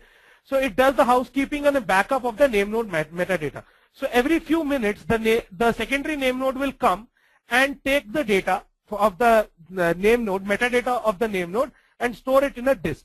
In case of a failure, what will happen is that you will look at that secondary name node status and restart the system from there. So it is one very important thing. You may be asked in interviews, you may be asked in certification exams. Secondary name node does not take over in case of a failure. In case of it is just a disaster recovery kind of situation, right? So if for the recovery, you will come back from a specific checkpoint. Say half an hour back, the name node had taken a backup, and your name node fails at half an hour's time.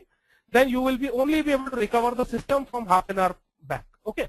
We'll also be emulating this thing in our class too. We'll see how the name node recovery happens. But for now, you can understand that this is just a backup taking mechanism, and this is not going to replicate, it is not going to come as a hot standby in case of a name node failure, right? So the secondary name node does not work as a name node when the failure happens. Okay, is that clear to everyone, guys? Yes, the secondary name node can be somewhere else on the WAN, right? And there can be multiple secondary name nodes as well. Okay, if you want to draw an analogy, the ambassadors can be your data node. Your Lamborghini could be your your name node, and say a Camry or a Civic could be your secondary name node. Okay, yes, this can be huge drawback in case there is a failure. Yes, that is why in Hadoop 2.0, we have introduced something called a active and a passive name node. We'll talk about that in a while. Okay, I'll be talking about that. But in Hadoop 1.0, which is used in most production servers, in most production environments, a single name node is used. Okay. There's no way to get that data lost. That is why you use the Lamborghini, or you don't expect a Lamborghini to break down every time. Okay. So that is why you use a Lamborghini there. Yes, there will be a time lag if the name node fails, but the probability of a failure is very, very low. Okay. That is why we have used the best machine possible there. Okay, the secondary name node will be taking a backup all the time. At regular intervals, it will be taking backups. Okay. Okay, Sushil, we will be looking at the name node recovery process in the next class. Okay, so your question will be answered there. How do we? There will be a loss of data. Obviously, whatever data will be lost between the last backup and when the name node fails, that data will be lost. There's no way to recover that data, and that is the only reason why we use a Lamborghini there, right? Okay, let's move ahead. Annie is back and she wants to ask you a question. Okay, so you guys have all of you have understood it very well. It's a single point of failure in a cluster, runs on an enterprise class hardware, stores metadata. Now Annie is very kind in this class. Okay, so she's asking very simple questions, but trust me, going forward Annie will become as she looks. Okay, she will be very, very angry if you don't answer it right. Okay, so the right answer here, I believe, is all of the above. Name node stores metadata and runs on reliable high quality hardware because it's a single point of failure in a Hadoop cluster. Okay, Utpal says let us see. Annie, he is actually challenging you. Okay, and Utpal finds Annie cute. Annie is smiling. She doesn't smile a lot. Okay, great. So let's see. Let's move ahead. So this much is clear. If you are able to answer this question from Annie, then I believe you've understood about name node and about single point of failure. Okay. Okay, Richa wants me to explain single point of failure once again. Sure. Okay. So basically, in a Hadoop cluster, if the name node fails, there is no other node which can take over in case of failure. Okay, the system will go down. It will be a single point of failure. There's no other place where you can go and ask for a backup. Okay, so but there is something called a secondary name node which keeps on checkpointing the data at regular intervals. Okay, so basically what happens is that after say every hour or half an hour, and it is configurable, you keep a checkpoint of whatever is there in the main memory of the name node. Okay, so you know the state of the system is checkpointed on the secondary name node. Okay, and when a failure happens, you will go back to that state and you will recover from there. Okay, is that fine, Richa? And everyone else? Great. So let's go ahead. Another question. Now Annie is testing you and testing me as well, whether I was able to deliver that properly. Okay, I believe all of us have beaten Annie. So the answer to this question is false. It doesn't take over. Okay, the secondary name node will have copies, or it keeps a few backups. It doesn't keep everything. Yes, there will be a bottleneck due to one name node in the framework. Yes, but that is a trade-off which we have to take, Pankaj, that there will be a bottleneck because of one name node, but we are using a very, very high availability machine. So the probability of name node failure is very, very low. I have actually never seen a name node failing in my career. Okay, so I can tell you that this doesn't happen a lot. You can replicate a name node, and that's what happens in Hadoop 2.0. Okay, so we will be talking about that as well. So there is a mechanism of active and passive name node in Hadoop 2.0 Avni, and that is what is different in Hadoop 2.0. We will be talking about it towards the end of this class when we talk about Hadoop 2.0. Okay, is that fine? But in Hadoop 1.0, which is used in most of the production environments, there is just a single name node. So let me move ahead. The answer is false here, and everyone understands that. Using edits and FS image stored in secondary name node, don't worry about it. In the next class, I'll tell you what is the edit and what is the FS image. Okay. Okay. Now let's come to a very, very important set of foils, which will be 4 foils in a row. One thing which I want to tell you is, you may not be able to understand everything on these foils in a single shot in this class. But still I'm introducing these because over a period of next 2-3 classes you will understand everything. Okay. But I'll try to see what the max you can understand from here. Okay. Here's the flow of jobs in say how does the job tracker work, how does the task tracker work. Okay. So basically what happens is the user will first copy files into DFS, which is move data into the Hadoop DFS, right, or the HDFS, right? Then it will submit the jobs. It will submit a job to the client. This is the user which is submitting a job to the client. Okay, how does it happen? We'll look into the next class. Now, the next important step is that the client will get the input file about information about the input files. Okay. Based on that, it will create the splits. So the user is you or I. Okay. Who is the user? The user is you and I. Okay. Then it will create the splits on that file. Okay. Now, how are these splits created? What are the considerations behind creating these splits? I will be telling you in class 3, not right now. But just assume that, okay, user is the person who is using the client. Okay, client is a software. Client will be creating splits on this complete file. Okay.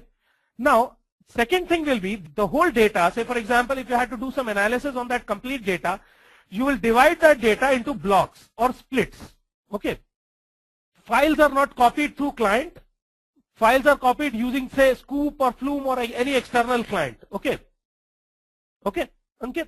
So files will be loaded into the DFS using a lot of mechanisms. We will be looking at data loading techniques in the next class. So as I said, right, not everything you will be able to understand in this class. Just try to concentrate on what I'm saying for now. Okay.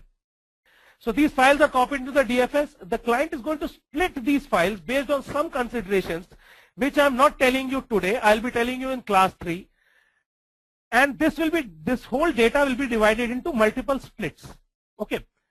On these splits, you will be running a job. Now this job will be basically a map reduce kind of job. Okay. And job.jar or job.xml contains that actual job, the Java program which will be run on this. Okay. So this will be contained in this. Okay.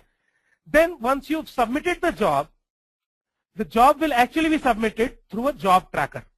Okay. The job tracker is the master daemon which runs on the name node, which will be responsible for running these jobs onto multiple data nodes. Okay. Now this data may be lying on the DFS on multiple data nodes. It is the responsibility of the job tracker to take care of that. Okay. So I'll move ahead now. Just hold on with whatever you've understood. I'm sure you'll understand the complete flow once I'm done with it. So next foil, your client has submitted the job on job tracker. This has come from the earlier foil itself. What you do now is that the job is initialized on the job queue. Okay. The job tracker creates maps and reduces. The maps and reduces are created based on what is contained in a map and what is contained in a reduce is determined by this job.jar, which is written in your Java. Okay. So what will contain in the map function, what will contain in the reduce function is written in your program. Based on your program, the job tracker will create the map tasks and the reduce tasks. Okay. So these map tasks and reduce tasks will be run on these input splits. Okay. So number of map tasks will be equivalent to the number of input splits. Now you remember these input splits were created by the client based on some considerations which I have not told you, but this will be the input. This input split will contain the whole data. Okay, the whole data which you had on the DFS is divided into these input splits, and each of this input split will have a map job running here. So you can assume an input split to be like a poll booth. Okay, and a map task will be running on that input split to do some analysis over it, and the output of the map task will go into the reduce task. Okay, as we saw earlier as well. Go back to our analogy of that polling and you will come to know about it. Okay, so on this file what we saw, the task was submitted based on your definition of the map and the reduce task which were there in this Java file. Your map and the reduce tasks were created. The number of map tasks is equal to the number of input splits which were there. On each input split, a map task will be run. Okay, and the number of reduce tasks will be generated based on the number of reducers you have defined, as well as the output of this map task will go to the reducer. Okay, and the job tracker will be tracking all these things happening. Okay, fine. Okay, there's a question. The ability to define the number of reducers lies with whom? It is configurable as well. Okay, you can define it in your Java program as well. Let's not get into that right now. Okay, but okay, let's move ahead. Now these map tasks are actually have to run on a where will these map tasks run actually? Can someone tell me this answer to this question? Very good, data node. Very nice. Very good. Very good. So through the task tracker, it will be running on the data node. Very good. So on the splits are where? Splits are present in the data node, right? Very good. So till now, I think you've understood. Is the same instance of map job assigned to all input splits? No, there will be multiple instances of map jobs. Each map instance will be assigned to one input split. Okay. So everyone is clear with this? These are the map tasks which have to ultimately run on the data node. Okay. Let's go ahead and let's see what happens here. Now, this is your job queue. Okay, this is your job queue where the job tracker is running. What the job tracker is going to do is that it will look at, I have to run this particular task on this particular data. Okay, now it will look at whatever is the, it will pick task tracker, whichever task tracker contains the data on which it has to run it, and there can be multiple replications of that. So it will try to pick the most local data as possible and run that map task on that particular task tracker. Okay, so the task tracker is the one which actually runs that task or the map task on the data node. Okay, task tracker, the job tracker will pass on this information to the task tracker, and task tracker will be running that job, the map task on that data node. Okay, is there a direct relation between splits and data nodes? Maps and input splits are same. Okay, two questions have come. I'll answer one by one. Input split is the split of the data. Map is the program which is run on that data. Okay, so they are not same. Map is the program which will be running on the input split, and input split is created from the whole data set which you have. Okay, now input splits will be residing on the data nodes, but how are they? How do you split on based on what consideration? Whether you should split based on block size or whatever? We will be looking at that in class 3. Okay, I'll be answering that question in class 3. Input split is done by the client itself. Okay, so let's not worry how the input split is done. For now, just assume that the whole data is divided into multiple input splits. On each input split, one map task will be run. Is that clear with everyone, guys? Great. Okay, so let's move ahead and let's see what happens once the job has been assigned to the task tracker. Now the job has been assigned to the task tracker. What the job tracker has to ensure, okay, Prakash says it is not clear. Now what happens here is that there is a heartbeat associated with each task tracker with the job tracker. Now the job tracker, what it does is it keeps on sending heartbeats to the task tracker to figure out whether the data node is still alive or not. Now we know that it is very much possible that the data node may die. Okay, it is on a commodity hardware, so it is possible. Don't worry, Ananda, I'll make sure that it is clear. I know some of these concepts will not be clear because there is the complete architecture of Hadoop, including MapReduce. So it is very much possible that you may not be completely clear on this now. Going forward, as we move in by class 3, everything will be clear. So just hold on if you have not understood everything. Okay, but wait. But let's see how it is working here. I'll repeat this as well. This is the last file on this particular topic. So how does the job tracker come to know that the task is really running? What it does is it keeps on sending a heartbeat. Okay, and if it gets a heartbeat back, it knows that it is running. Like the way I keep asking you, is it clear to everyone? The job tracker sends heartbeat to task tracker. The job tracker will always be talking to the task tracker. Data node is the node on which the task tracker will be running. Okay, and if it sees that okay, there is a task tracker which is not giving me a heartbeat back, I'll know that okay, this particular task tracker is gone. So I'll assign this task to some other task tracker where the same data is replicated. Is that clear, guys? So let me quickly repeat this once again so that everyone is clear. Okay, what will happen if job tracker fails? Job tracker failing means name node is failed. So you know what happens then, right? Job queue has all the jobs which are associated with the task trackers. Prem, is that clear? So all these tasks are maintained in this job queue. Map task, right? Okay.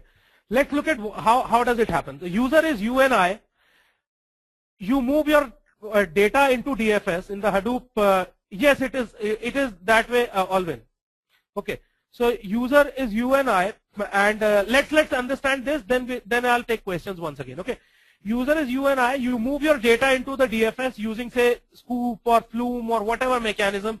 You can copy the entire data. There are multiple data loading techniques. We'll understand them in the class 2. And then on this data, you want to do some analysis. So you submit a job to the client. The client, the first thing it does is it gets the file input files info. That what is the size, where are they located, all that info it will get.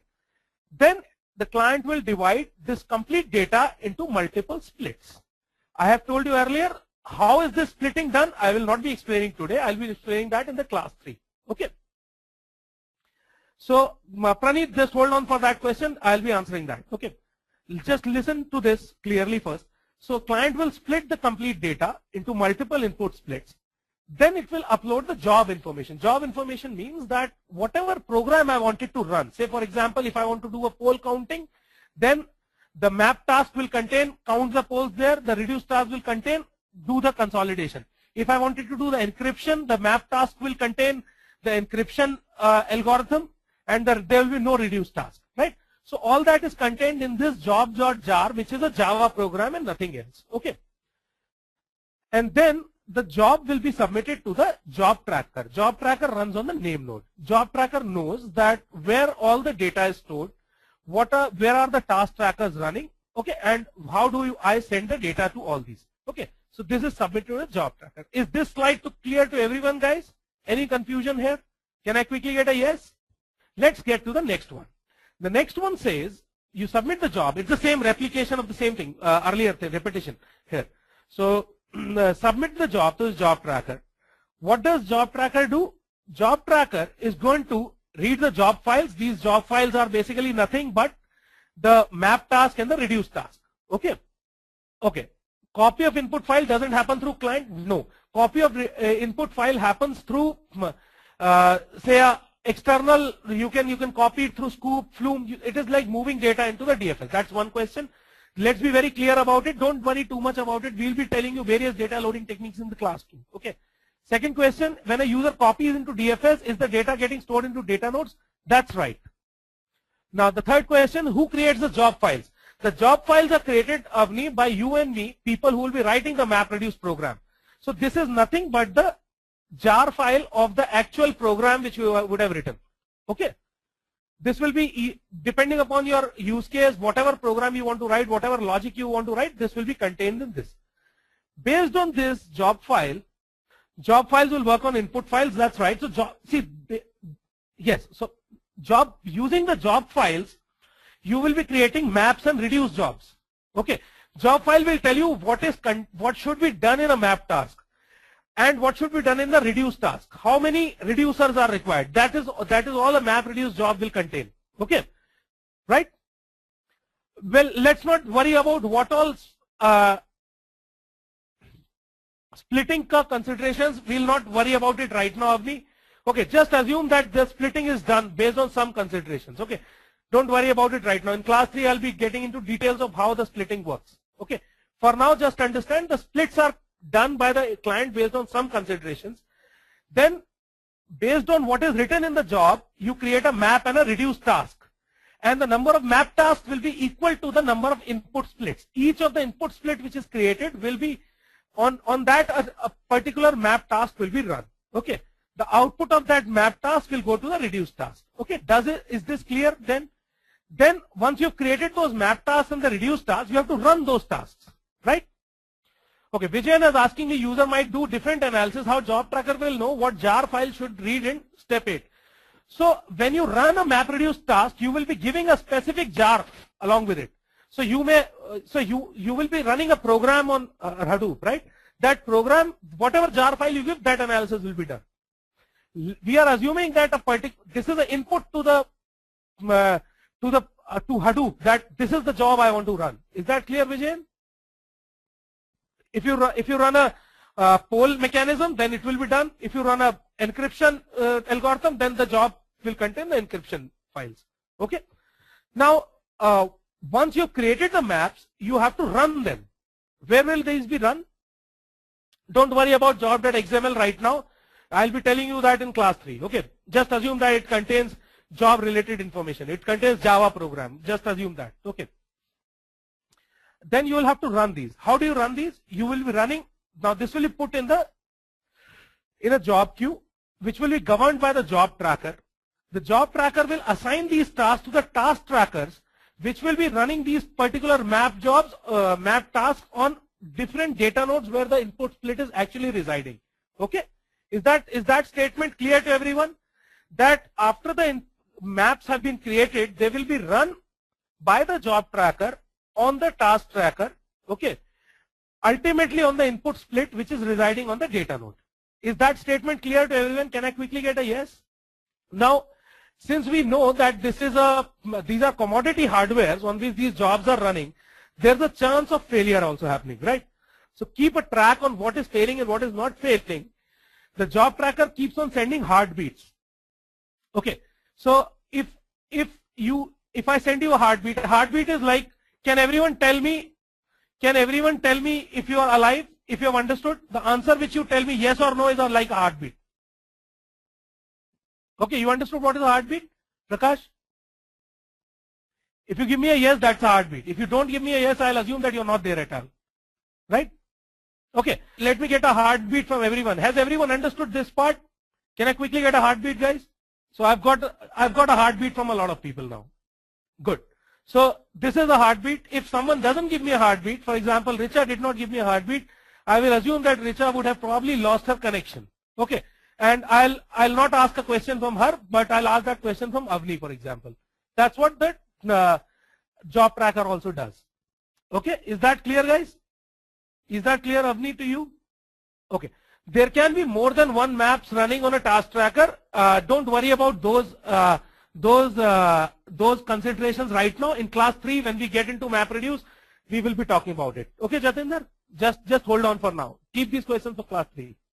Okay, so Annie is back, and it was a complex topic which we understood just now. So you'll have to answer this. Hadoop framework picks which of the following daemon for scheduling a task. So if a heartbeat is lost, then the job tracker or the name node will assume that that machine is gone, and it will assign the task to a different machine. Okay, Ananda? Let's see what Annie says here. So job tracker will be taking care of all the job scheduling and assigning tasks to the task trackers. Is that clear, guys? Everyone got the answer right? Annie will be very angry with me. She is my enemy. Okay, she always wants my students to fail in her answers, but it looks like we are able to get all the answers right. So Annie is really furious.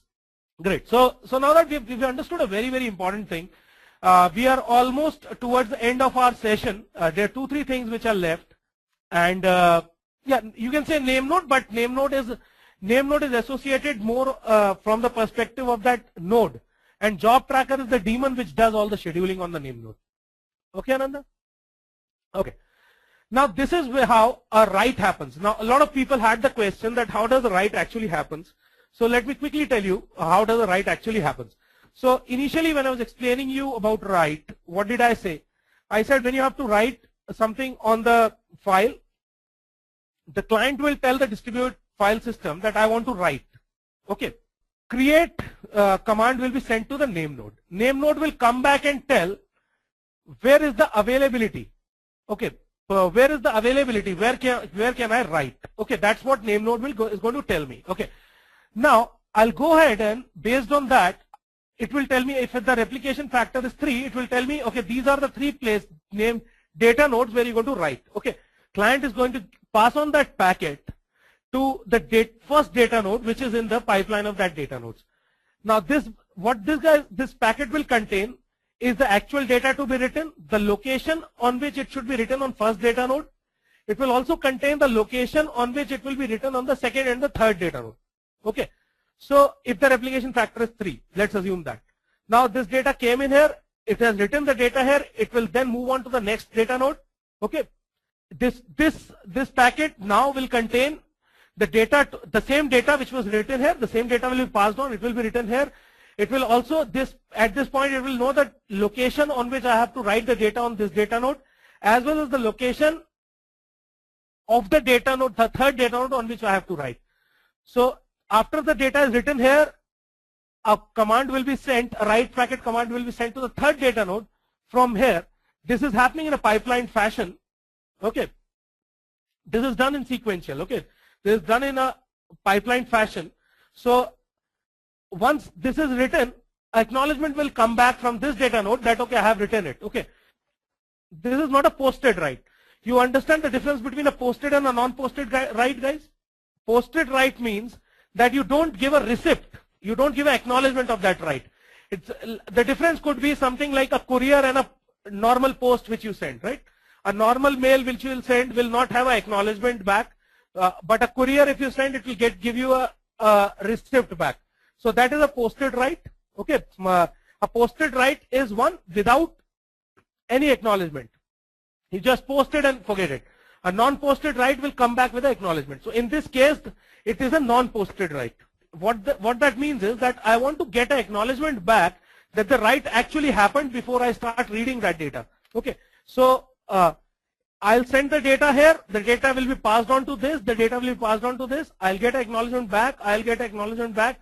The final acknowledgement will be sent, I think the arrow is wrong, this will be sent back to the name node, and the name node will come to know that the write has happened, and then it will put it in its metadata that, okay, this data is written at this point, and next time when a read has to happen, it will read from this point. Okay. Okay. Why between the data node the ACK is sent and not directly to the name node? The reason is that we don't want the name node to. Name node is a high availability, very costly thing, right? I want to make sure that all the writes happen, then only the name node comes to know. I don't want to involve name node. I don't want to send my Lamborghini to buy vegetables. As simple as that. Okay. So the job is submitted by the framework. You tell the framework that, oh, I have to write this data, it will go ahead and submit the job. Yeah, I believe there is a 6 also which is missing. So I'm sorry about that. Yeah, there is no 6th state in this. Okay, so basically everything happens through a map and reduce only. Okay, so when we come to the map and reduce section, then we will be looking at that. For now, okay, how will the first node come to know where the second copy is to be written? This write packet which comes in will contain the information about the data which has to be written and where are the 3 copies to be written. So the first data node will know that after I have synced in the data in myself, I'll move the same data to the second node which is being told in this packet. When this data comes here, it knows where the third data has to be written. This data will move on here. When all this write happens properly, then the acknowledgement is sent back. This acknowledgement is sent back and this will be finally gone. Then the name node will come to know about it. What if the first node crashes while write? Unless and until the name node gets the acknowledgement back, which is this, it will assume that the job failed. It will rerun the same thing again. In this case, we are showing only 3 data nodes because the replication factor is 3. So a particular packet has to be written on 3 different data nodes because the replication factor is 3, and this is how that is accomplished. The way it is implemented in Hadoop, and I'll tell you why in a while. How does the client know before name node what if the other client from the other system wants to access the same file. Okay. Okay, so there is just single name node. So there is no possibility of another client accessing the system from a different place. It has to get the information from the name node itself. There is single name node, right? This can have more than 3 data nodes as well. If you have more replication factor, there will be more than that. But you can assume that having more data nodes will have a cost associated with that as well. So the optimum number of data nodes for replication is 3. Ananda, your question is answered. So whenever I have to write something, I'll go to the name node. I'll ask the name node, can I write? It will say, yeah, go ahead and write it at this place, then I'll write. Okay, so how will the name node come to know which data node failed? It will also be monitoring it through your heartbeats. So it will know, okay, if the failure happened, it could have happened because of a network problem as well as due to a data node. So next time when it does not get an acknowledgement, what it will do is, the 3 set of data nodes will be chosen based on the status of what it has on the heartbeat. Okay? Is that clear, guys? Okay, so name node does not get 3 ACK packs. Name node will get only 1. Okay, and the acknowledgement, no, acknowledgement is not heartbeat. Heartbeat is to determine whether the name node is working, data node is working or not. Acknowledgement tells me whether write was successful or not. The write may be, the data nodes may be working perfectly, but the write may still be unsuccessful because of a network problem, right? So basically what happens here is that you go ahead and write. If the acknowledgement also is in sequential, name node will not know where it failed. It will just know that it failed. I did not get the ACK packet back. So there will be 2 initiations which it can do. One, it will look at all the data nodes. If it finds the heartbeats are fine, which means that there was no failure on the data node, it will give the same write packet to be written here. If it sees that, okay, there is a problem in one of the data nodes, in this write packet, the location of the second data node will be different.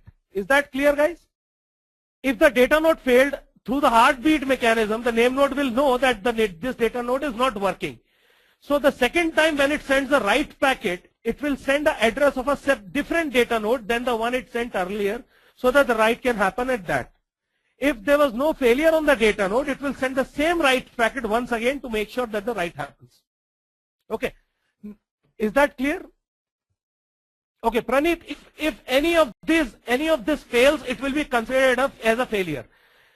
If this fails or this point fails, this point fails, this point fails, everything is considered a failure. Only when I get this acknowledgement packet back and I send this to the name node, this is considered as done. Okay. Everything will be redone if it does not get the ACK pack. It will be rewritten. But the data was written on 2 nodes, it doesn't matter. It will rewrite that data. If the ACK pack is false, it will retry. If the task tracker was working fine and the ACK packet did not reach, it will retry with the same parameters which were in the first write packet to see if it can happen again. Every write is acknowledged. So see, if any of these points fail, say this network fails, this network fails, this network fails, or this network fails, or even this network fails, it is considered as a failure. The same packet will be written again, retried. And this time if it gets an ACK, it will say that it is done. Now when a failure happens, the name node also knows that there could be a failure in the data node itself. If it sees that, then it will not send the same write packet. The same write packet will have a different address of the second or the third or the first data node, whatever failed. Okay? Yes, there will be a timeout for ACK. There can be a duplicate entry. It will be overwritten. Say, you have understood it, but I don't know if you have understood it. I'll repeat it, right? Isn't it? So that's the same thing which the name node also does. Unless and until I get an ACK that everyone has understood, I'll probably try repeating it so that everyone understands that. Because the cost of my repeating is not as much as the cost of your not understanding the things is. Right? I am a cheap resource. I can keep on doing things again and again. You guys are important people. You should not be, your time should not be wasted. Okay. And all of you are considerate enough that if one of you is not able to understand, everyone else is considerate enough to wait and make sure that everyone is understood and then only move on. Right? Does that help, guys? Does that help in understanding? So let's move ahead. I believe the write is clear to everyone. I have not explained why we don't do write in parallel. Okay, I'll explain that in a while once we've done with the read. Okay, in case of a read, it's very simple. You go get block informations, do the read in parallel. You go ahead and read that data is what I'm doing right now. Okay, and read happens in parallel. Okay, now coming back to the, is this clear to everyone guys now? And there's no acknowledgement with the read. Why is that? Yeah, the data itself is the acknowledgement. Very good, Bhanu. Coming back, very important thing. Why do we read in parallel and why do we write in sequence? Because Hadoop is a system which is more used, or which is used for write once and read many times kind of analysis, right?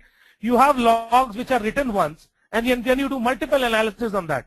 So on the read side, I have to be really fast. Okay. Okay. The read side has to be very, very fast.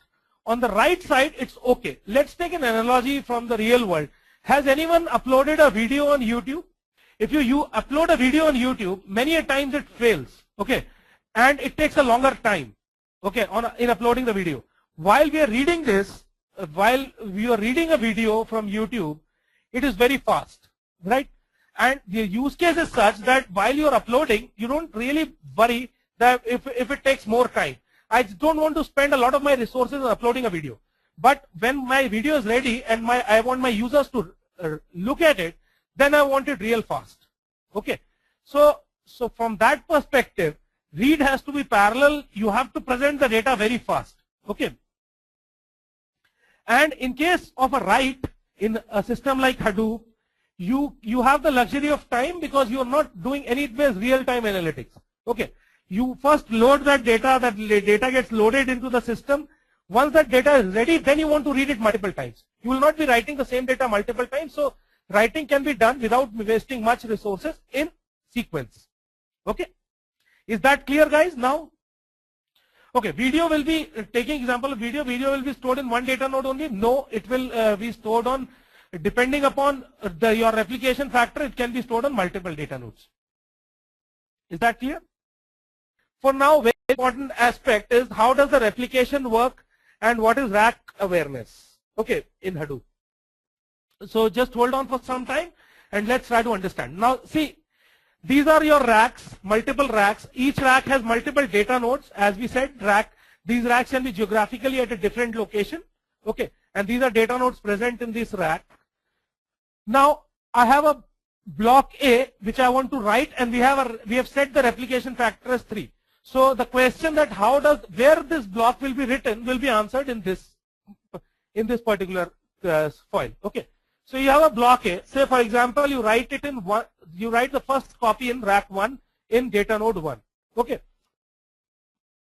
The second copy of this will be written in a different rack, and the third copy, if it is done, will be written in the same copy as the second rack, but in a different data node. Why is it done? Two things. One, we want to make sure if we write it in the same rack, in case of a rack failure, you will lose the data. Okay. So in case of a rack failure, you still have the copy here. Okay. And then why don't we write this data here in the third rack? Why? Because the writing inter-rack communication is a huge bandwidth hogger, right? These could be at multiple locations as well. And the probability of 2 racks failing at the same time is very low. So with that trade-off, we don't waste a lot of time in moving this data from this rack to this rack, and we work with such a mechanism where the first will be written somewhere based on whatever data node, whatever the name node figures out is the closest to it, and the second and the third will be written in the next rack which is available, but in the same data node. Okay, in different data nodes. Now, if all racks fail, you are doomed. It is like if the fan on my head falls down, will the class continue? How will I continue the class? It is the same answer to that, right? It will not continue. Okay, so but there's a very less probability of the fan falling over me, and in this particular room there is no fan, so we are safe. Okay, so similarly, there's a trade-off between everything. You can be overly secure, you can do insurance for everything, but there's a trade-off here. So here is the trade-off that there's a probability of a rack failing. So to take care of the rack failure, you put it in a different rack. there's a probability of the data node failing, so you put it in the third copy is kept in a separate data node. Okay, is that clear to everyone, guys? This is how the replication happens. Now, because of this replication, this is how the replication has to happen. The name node has to be rack aware, which means that the name node should know which data node is stored in which rack. Okay. So that is what rack awareness is called. It is the name node which is telling us where to write, right? We've already seen that. So name node should be rack aware because it should know where I have to write. And replication is done based on this factor that there will be a rack there to take care of the rack failure. You write it in a separate rack, but on multiple nodes. Is this clear to everyone, guys? Can I quickly get a yes here? Good. Thank you very much. Another example, just to reinforce this. So you write, your first is written here. Can you tell me where will be the second and the third copies be written? Can you answer that? You can just name node the name the data nodes. Okay, good. So it can go in here, it can go in here, it can go in here.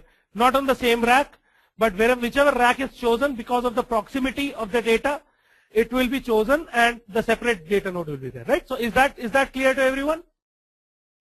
And if we have a third block C, then it can go here. It could have gone here as well. Okay. So rack awareness and replication is clear to everyone. These could be questions which could be asked to you in an interview as well. Okay. So make sure that this is very clear to you. Okay. Okay. So Annie comes back and she wants to ask you a question. In HDFS, blocks of file are written in parallel. However, replication of blocks are done sequentially. Okay. So I believe some people have not understood the question properly. The answer to that is one which is true. See, what was this diagram telling you? This diagram was telling me one packet, if it is replicated on 3 data nodes, then this will happen in sequence, right? Right? But there can be multiple packets to be written on multiple places, right? That can be done in parallel. Okay? Is that clear to everyone who gave the answer as false? The replication happens in sequence, but the data can be written in parallel, right? So is this clear to everyone now that the answer is true? Annie has won a little bit. So a lot of people, Annie, I told you, right? Annie will be happy this time.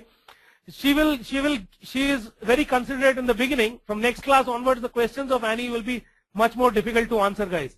So be prepared, okay? And you should be very careful in reading the questions. Now, true, a file is divided into blocks. These blocks are written in parallel, but the block replication happens in sequence. So Annie has given you an explanation as well. Good. Now, another question. A file of 400 MB is being copied to HDFS. The system has finished copying 250 MB. What happens if a client tries to access that file? Can read up to a block that's successfully written? Can read up to last bit successfully written? Will throw an exception, cannot see the file until it's finished copying. So let's see what is the right answer and let's see how many. So do you believe that Annie is now getting a little smarter than us? Right. So yes, and if all of you got an answer yes, I did a good job. You can read till the block which was written successfully, right? That's what we said. You can read after you got the acknowledgement. Okay, Richa says no. So Richa, in our example where we were writing, we were saying that you can read after you get an acknowledgement. So acknowledgement is per block. Once you've written that, you got an acknowledgement, the name node can allow you to read that, right? And that is per block, not per file. A file can be divided into multiple blocks. The file can be incomplete, that's right. The file can be incomplete, but on the block size, so file is a logical thing which you have to take care of that, right? Whether you want to read or not. Whether you want to read or not is your choice. But you are allowed to read that. So when you say bit successfully written, and it is an application dependent thing. You are right, Richa, that in case of videos, it doesn't make sense to read it. Okay. But there can be scenarios where it could be good to go. Yes, so Mayank, as I said, right, I mean, it depends upon the scenario. On the HDFS, you will be able to read that. But in case of a video, for example, it doesn't make sense to read it before that. So YouTube doesn't allow that. That's the client which doesn't allow you to read that.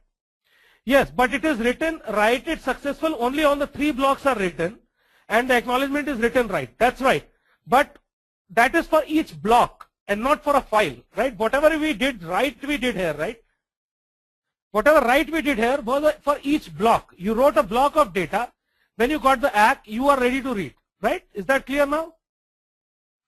So these could be questions you could be asked in interviews. Okay, so be very, very clear there. And can I store 400 MB of video block by block on data node? Yes.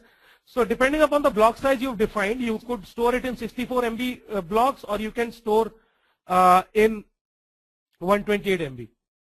Just give me 2 minutes. Just give me 2 minutes. I'll be talking about what I have to do next. One is go through these files, some of these blogs. You will understand a lot of these things here as well. Make sure that you go through them before the next class. Second is, before the next class, there's a pre-work of this class. I'll also be sending you an email with the details. So in case you're missing this, don't worry. Set up the Hadoop development environment using the documents present in the LMS. So in the LMS, as I showed you earlier, there's the place where you can find the installation docs.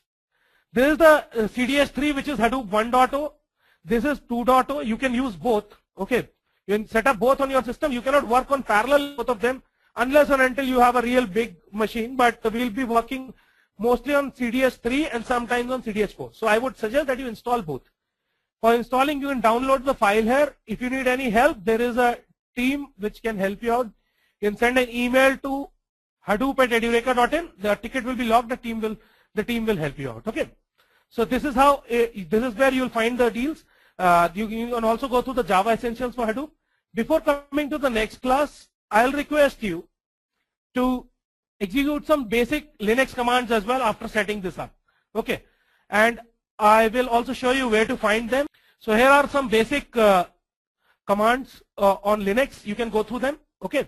I will request you to try them out if you're not a okay, on a Windows 7 also it will work. It is a virtual machine, so it will work. Okay, so next is this Hadoop hands-on, where we will be, yeah, so this is class 1. So this is where we have started the course. Okay, so next is Hadoop hands-on. You can download this as well, and you can have a look at this as well and try out things. But don't worry, the prerequisite is that you should have this setup done on your systems before you come to the next class. We'll be doing some hands-on there. Okay. You don't have to install Linux. You can do it on a Windows machine using a virtual machine. So these are all VMs which will have their own Linux or Ubuntu installed inside. Okay. Is that clear, guys? Okay. Thanks. Thanks, Nirupam. Nirupam says, thank you, Abhishek. Enjoyed the class. Exceeded my expectations. Thank you very much. Yeah. Thanks, everyone. You can send over your questions. I'll take your leave now. I think most of the people have left the class. Please don't forget to, whoever is here, please don't forget to fill in the final survey report. Okay. Thank you very much. Thanks. Bye-bye.